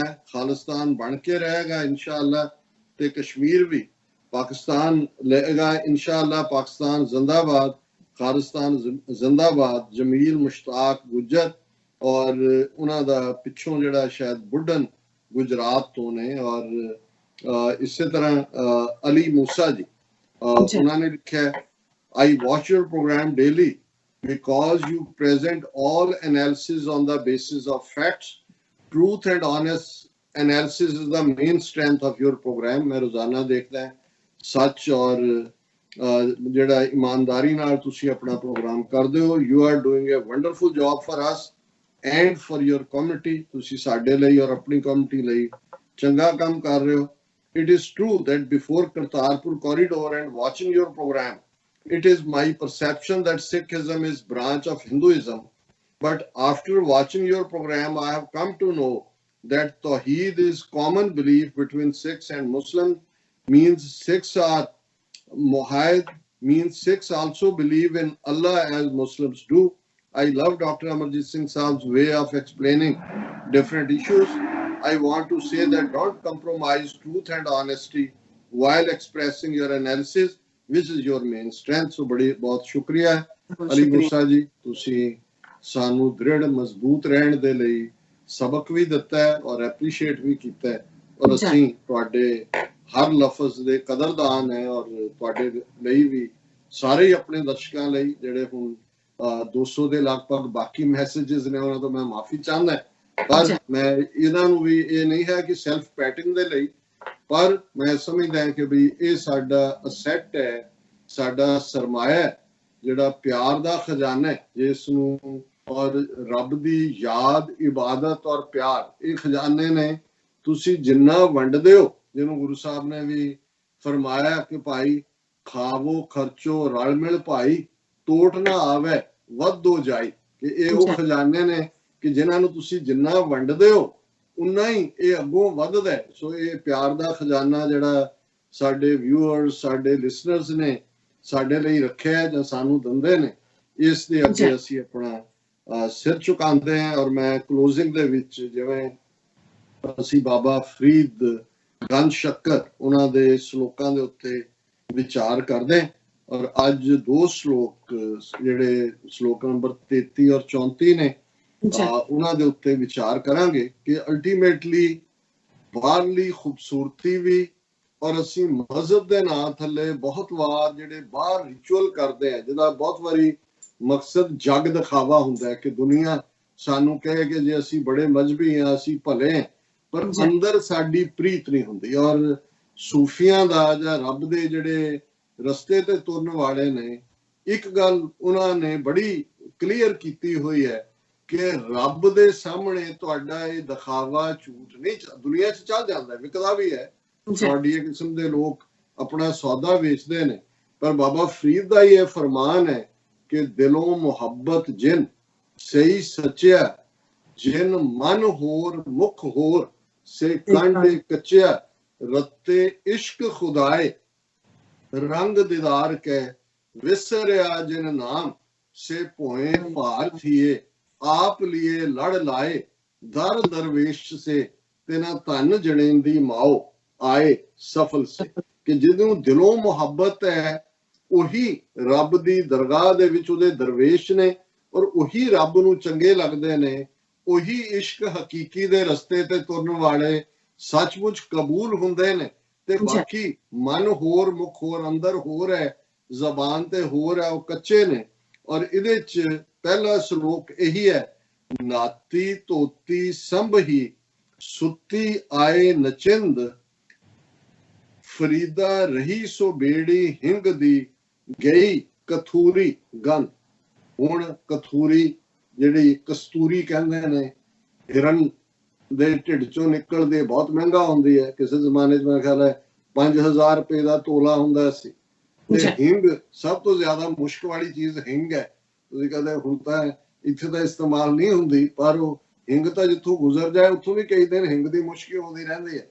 हुण बाबा फरीद ने रब नाल जुड़े हुए जिहड़े इंसान ने उन्हां नूं कस्तूरी किहा, फ्रेगरेंस जिहड़ी जांदी नहीं है, और जिहड़े रब तो टुटे हुए ने उन्हां नूं हिंग दी बदबू किहा, जिहड़ी बदबू उन्हां चों जानी नहीं है। जिहड़ा अलंकार इस्तेमाल कीता है वो उस औरत दा, वाइफ दा, पत्नी दा, बीवी दा जिहड़ी नहा धो के श्रृंगार करके साफ सुथरी बन के अपने पति नूं ढीक रही है, पर वो मिलाप कदे हुंदा ही नहीं। और ये है नाती धोती संभी, संभी हुंदा सजी हुई फबी हुई, सुती आए नचिंद। और जिहड़े लोग दुनिया दे विच माया दे रंगां दे विच गलतान होके सुते हुए ने, उन्हां दे लई इस्तेमाल कीता है। फरीदा रही सो बेड़ी हिंग दी गई कथूरी गंध, वेड़ी हुई लिबड़ी हुई। कि भाई वो बाकी तुसी सारे दुनियादारी दे काम कीते ने, जिवें तुसी हिंग दे नाल लिबड़ जांदे हो, बदबू नाल लिबड़े हुए हो। जिहड़ा असली काम सी गई कथूरी गंध कि जिहड़ी कस्तूरी दी खुशबू सी रब दी याद दी इबादत दी, उन्होंने तुसी नहीं लिया। और दूसरा श्लोक इस दे उत्ते कि भाई जवानी वही है जिहड़ी रब दे दर ते कबूल होए। रब दी याद बेशक बचपन है, फिर जवानी है, फिर बुढ़ापा आएगा, ये कुदरत ने तुहाडा सफर रखा है। और बाबा फरीद फरमांदे ने ਜੋਬਨ ਜਾਂਦੇ ਨਾ ਡਰਾਂ, ਜੇ ਸਹਿ ਪ੍ਰੀਤ ਨਾ ਜਾਏ, ਫਰੀਦਾ ਕਿਤੀ ਜੋਬਨ ਪ੍ਰੀਤ ਬਿਨ, ਸੁੱਖ ਗਏ ਕੁੰਬਲਾਏ। ਇੰਨੀ ਖੂਬਸੂਰਤ ਐਕਸਪ੍ਰੈਸ਼ਨ ਹੈ। ਉਹਨਾਂ ਨੇ ਕਿਹਾ ਵੀ ਜਵਾਨੀ ਮੇਰੀ ਚਲੀ ਜਾਏ, ਮੈਨੂੰ ਉਹਦਾ ਕੋਈ ਫਿਕਰ ਨਹੀਂ। ਹੁਣ ਬਹੁਤ ਵਾਰ ਹੁਣ ਜਦੋਂ ਅਸੀਂ ਦੇਖਦੇ ਹਾਂ ਕਿ ਇੱਕ ਗਰੂਰ ਹੁੰਦਾ ਜਵਾਨੀ ਦਾ, ਫਿਰ ਜਿਉਂ-ਜਿਉਂ ਬੁਢਾਪਾ ਆਉਂਦਾ, ਬੁਢਾਪੇ ਦੇ ਸਾਈਨਸ ਨੂੰ ਲੁਕਾਉਣ ਦੇ ਲਈ, ਮੁੜ ਜਵਾਨ ਲੱਗਣ ਲਈ ਸਿਰ ਮੂੰਹ ਵੀ ਅਸੀਂ ਰੰਗਦੇ ਹਾਂ। ਸਾਰਾ ਕੁਛ ਹੀ ਜਿਹੜਾ ਹੁਣ ਤਾਂ ਪਲਾਸਟਿਕ ਸਰਜਰੀ ਤੇ ਉਹਦੇ ਨਾਂ ਥੱਲੇ ਨੱਕ ਹੀ ਹੋਰ ਦਾ ਹੋਰ ਬਣਾਇਆ ਹੁੰਦਾ, ਇਹ ਵੱਖਰੀ ਗੱਲ ਹੈ। ਮੁੜ ਕੇ ਉਹਦੀਆਂ ਹੀ ਦਵਾਈਆਂ ਖਾ ਖਾ ਕੇ ਉਹਦੀਆਂ ਕੰਪਲਿਕੇਸ਼ਨਸ ਹੋਈਆਂ ਹੁੰਦੀਆਂ, ਜੋ ਹਾਲ ਮਾਈਕਲ ਜੈਕਸਨ ਦਾ ਹੋਇਆ। ਕਾਲੇ ਤੋਂ ਗੋਰਾ ਬਣਦਾ ਬਣਦਾ ਉਹਨੇ ਆਪਣਾ ਕੀ ਹਾਲ ਕਰਾ ਲਿਆ। ਲੇਕਿਨ ਬਾਬਾ ਫਰੀਦ ਕਹਿੰਦੇ ਨੇ ਕਿ ਜੇ ਰੱਬ ਦੀ ਯਾਦ ਅੰਦਰ ਹੈ, ਜੋਬਨ ਤਾਂ ਆਇਆ, ਉਹਨੇ ਚਲੇ ਜਾਣਾ। ਜੋਬਨ ਜਾਂਦੇ ਨਾ ਡਰਾਂ, ਜੇ ਸਹਿ ਪ੍ਰੀਤ ਨਾ ਜਸ਼ੋ, ਖਸਮ ਪਿਆਰਾ ਰੱਬ। ਜੇ ਰੱਬ ਦੇ ਨਾਲ ਰਹੇ ਯਾਦ, ਤੇ ਜੋਬਨ ਵੀ ਜਾਂਦਾ ਰਹੇ, ਬੁਢਾਪਾ ਵੀ ਉਹਦਾ। ਇਸੇ ਲਈ ਰੂਹਾਨੀਅਤ ਦੀ ਦੁਨੀਆ 'ਚ ਫਿਜ਼ੀਕਲ ਬੁਢਾਪੇ ਨੂੰ ਕਦੇ ਕਬੂਲ ਨਹੀਂ ਕੀਤਾ ਗਿਆ। ਅਸੀਂ ਗੁਰਬਾਣੀ 'ਚ ਵੀ ਪੜ੍ਹਦੇ ਹਾਂ ਕਿ ਗੁਰਮੁਖ ਬੁੱਢੇ ਕਦੇ ਨਹੀਂ, ਜਿਨ੍ਹਾਂ ਅੰਤਰ ਸੁਰਤ ਗਿਆਨ, ਕਿ ਉਹਨਾਂ ਦੀ ਸੁਰਤ ਦੇ ਅੰਦਰ ਰੱਬ ਦੀ ਯਾਦ ਦਾ ਗਿਆਨ ਹੈ। ਇਸ ਲਈ ਜਿਹੜੇ ਰੱਬ ਵੱਲ ਤੁਰੇ ਹੋਏ ਨੇ, ਜਿਨ੍ਹਾਂ ਨੇ ਗੁਰੂ ਵੱਲ, ਰੱਬ ਵੱਲ ਮੂੰਹ ਕੀਤਾ ਹੋਇਆ, ਉਹ ਕਦੇ ਬੁੱਢੇ ਹੁੰਦੇ ਹੀ ਨਹੀਂ, ਕਿਉਂਕਿ ਸਾਹਿਬ ਮੇਰਾ ਨੀਤ ਨਵਾਂ, ਸਦਾ ਸਦਾ ਦਾਤਾ। ਰੋਜ਼ਾਨਾ ਉਹ ਨਵਾਂ ਨਵੇਲਾ ਰੱਬ ਨਜ਼ਰ ਆਉਂਦਾ, ਉਹਦੀ ਯਾਦ ਚੋਂ ਅਸੀਂ ਉਹ ਤਾਜ਼ਗੀ ਲੈਂਦੇ ਹਾਂ। ਜੋਬਨ ਜਾਂਦੇ ਨਾ ਡਰਾਂ, ਜੇ ਸਹਿ ਪ੍ਰੀਤ ਨਾ ਜਾਏ, ਫਰੀਦਾ ਕਿਤੀ ਜੋਬਨ ਪ੍ਰੀਤ ਬਿਨ, ਸੁੱਕ ਗਏ ਕੁੰਬਲਾਏ। ਹੁਣ ਉਹਨਾਂ ਦੇ ਉੱਤੇ ਤਰਸ ਕੀਤਾ ਕਿ ਭਾਈ ਜੇ ਪ੍ਰੀਤ ਨਹੀਂ ਹੈ, ਜਵਾਨੀ ਚਲੀ ਗਈ, ਸੁੱਕ ਗਈ ਜਵਾਨੀ। ਜ਼ਾਹਰ ਹੈ ਬੁਢਾਪਾ ਕੀ ਹੁੰਦਾ, ਆਪਣੇ ਆਪ 'ਚ ਹੀ ਜਰਾ ਰੋਗ ਹੈ, ਔਰ ਸੁੱਕ ਜਾਂਦਾ ਹੈ, ਸਰੀਰ ਸੁੱਕ ਜਾਂਦਾ ਹੈ। ਕਿਵੇਂ? ਜਿਹਨੂੰ ਉਹਨਾਂ ਨੇ ਕਿਹਾ ਕਿ ਬਾਬਾ ਫਰੀਦ ਦਾ ਇੱਕ ਸਲੋਕ ਹੈ ਕਿ ਭਾਈ ਕਿਵੇਂ ਫਿਰ ਹੁਣ ਜਿਹੜਾ ਸਰੀਰ ਹੈ ਇਹ ਵੰਨ ਸਵੰਨੇ ਰੰਗ ਦਿਖਾ ਰਿਹਾ। ਲੇਕਿਨ ਜੇ ਪ੍ਰੀਤ ਸੀ, ਰੱਬ ਦੀ ਇਬਾਦਤ ਸੀ, ਰੱਬ ਦੀ ਯਾਦ ਸੀ, ਫਿਰ ਬਚਪਨ ਤੋਂ ਬਾਅਦ ਜਵਾਨੀ ਆਏਗੀ, ਜਵਾਨੀ ਨੇ ਵੀ ਜਾਣਾ, ਫਿਰ ਬੁਢਾਪਾ ਆਏਗਾ, ਤੇ ਫਿਰ ਅਲਟੀਮੇਟਲੀ ਉਹ ਵੇਲਾ ਵੀ ਆਏਗਾ ਜਦੋਂ ਇਸ ਦੁਨੀਆ ਨੂੰ ਅਲਵਿਦਾ ਕਹਿਣਾ। ਤੇ ਫਿਰ ਉਸ ਸਾਰੇ ਪਲਾਂ ਦੇ ਵਿੱਚ ਜਿਹਦੇ 'ਚ ਕੋਈ ਨਾ ਕੋਈ ਸਾਥੀ, ਨਾ ਕੋਈ ਬੇਲੀ, ਫਿਰ ਇਸ ਹੰਸ ਨੇ ਹੰਸ ਚਲਸੀ ਡੁੰਮਣਾ, ਕਿ ਇਹ ਤਨ ਢੇਰੀ ਥੀ ਸੀ। ਫਿਰ ਇਹ ਰੂਹ ਨੇ ਇਕੱਲੇ ਜਾਣਾ ਉਸ ਲੰਬੇ ਪੈਂਡੇ ਦੇ ਉੱਤੇ, ਜਿਸ ਪੈਂਡੇ ਦੇ ਵਿੱਚ ਕੋਈ ਸਫ਼ਰ ਦੇ ਲਈ ਤੁਹਾਡੇ ਕੋਲ ਖਰਚਾ ਨਹੀਂ ਹੈ, ਕੋਈ ਸਫ਼ਰ ਦਾ ਤੁਹਾਡਾ ਪਹਿਰਾਵਾ ਨਹੀਂ ਹੈ। ਹਾਂ, ਉਸ ਸਫ਼ਰ ਦੇ ਵਿੱਚ ਜੇ ਕੋਈ ਉਸ ਪੈਂਡੇ ਦੇ ਵਿੱਚ ਤੁਹਾਡੀ ਪੂੰਜੀ ਹੈ ਤੇ ਉਹ ਇਹੀ ਹੈ, ਨਾਮ ਦਾ ਖਜ਼ਾਨਾ, ਰੱਬ ਦੀ ਯਾਦ, ਰੱਬ ਦੀ ਇਬਾਦਤ, ਜਿਹਨੂੰ ਗੁਰੂ ਸਾਹਿਬ ਨੇ ਕਿਹਾ ਕਿ ਆਗੇ ਕਾ ਕਿਛ ਤੁਲਹਾ ਬੰਧੋ, ਕਿ ਅੱਗੋਂ ਦਾ ਵੀ ਕੁਝ ਪ੍ਰਬੰਧ ਕਰੋ। ਅਸੀਂ ਤਾਂ ਇੱਥੇ ਹੀ ਫਿਕਰਮੰਦ ਰਹਿੰਦੇ ਹਾਂ, ਬੱਚਿਆਂ ਦਾ ਕੀ ਬਣੇਗਾ, ਉਹਨਾਂ ਨੂੰ ਘਰ ਮਿਲਿਆ ਕਿ ਨਹੀਂ, ਉਹਨਾਂ ਦਾ ਵਿਆਹ ਹੋਏ ਕਿ ਨਹੀਂ। ਤੇ ਜਦੋਂ ਇਕੱਲੇ ਤੁਰ ਗਏ ਭਾਈ, ਕੁਛ ਆਪਣਾ ਵੀ ਪ੍ਰਬੰਧ ਕਰ ਲਓ ਕਿ ਉੱਥੇ ਜਿੱਥੇ ਜਾ ਕੇ ਫਿਰ ਅਲਟੀਮੇਟਲੀ ਹਿਸਾਬ ਕਿਤਾਬ ਹੋਣਾ, ਉੱਥੇ ਲਈ ਸਾਡੇ ਕੋਲ ਕੀ ਅਸੀਂ ਇਕੱਠਾ ਕੀਤਾ। ਸੋ ਇਹ ਅੱਜ ਦਾ ਵਿਚਾਰ ਹੈ। ਜੀ ਡਾਕਟਰ ਸਾਹਿਬ, ਤੁਹਾਡਾ ਬਹੁਤ ਬਹੁਤ ਸ਼ੁਕਰੀਆ। ਤੁਸੀਂ ਅੱਜ ਦੇ ਅਹਿਮ ਇਸ਼ੂ ਤੇ ਦਾ ਵਿਚਾਰ ਸਾਡੇ ਦਰਸ਼ਕਾਂ ਨਾਲ ਸਾਂਝਾ ਕੀਤਾ। ਆਪਣੇ ਵਿਊਅਰਸ ਕੋਲ ਨੇ ਇਜਾਜ਼ਤ। ਵਿਊਅਰਸ, ਤੁਹਾਡਾ ਬਹੁਤ ਬਹੁਤ ਸ਼ੁਕਰੀਆ। ਤੁਸੀਂ ਆਪਣੇ ਕੀਮਤੀ ਸਮੇਂ ਵਿੱਚ ਸਮਾਂ ਕੱਢ ਕੇ ਸਾਨੂੰ ਆਪਣੀ ਰਾਏ ਤੇ ਸੁਝਾਅ ਭੇਜੇ ਨੇ, ਤਾਂ ਭੇਜਦੇ ਰਹਿਣਾ ਸਾਡੇ ਇਸ ਪਤੇ ਤੇ sos@tv84.tv ਤੇ। ਅਸੀਂ ਆਪਣਾ ਪ੍ਰੋਗਰਾਮ ਲੈ ਕੇ ਫਿਰ ਦੁਬਾਰਾ ਤੁਹਾਡੇ ਰੂਬਰੂ ਹੋਵਾਂਗੇ। ਤਦ ਤੱਕ ਲਈ ਮੈਨੂੰ ਤੇ ਆਪਣਾ ਸੁਣਾ ਕੇ ਦਿਓ। ਦੇਖਦੇ ਰਹੋ TV 84।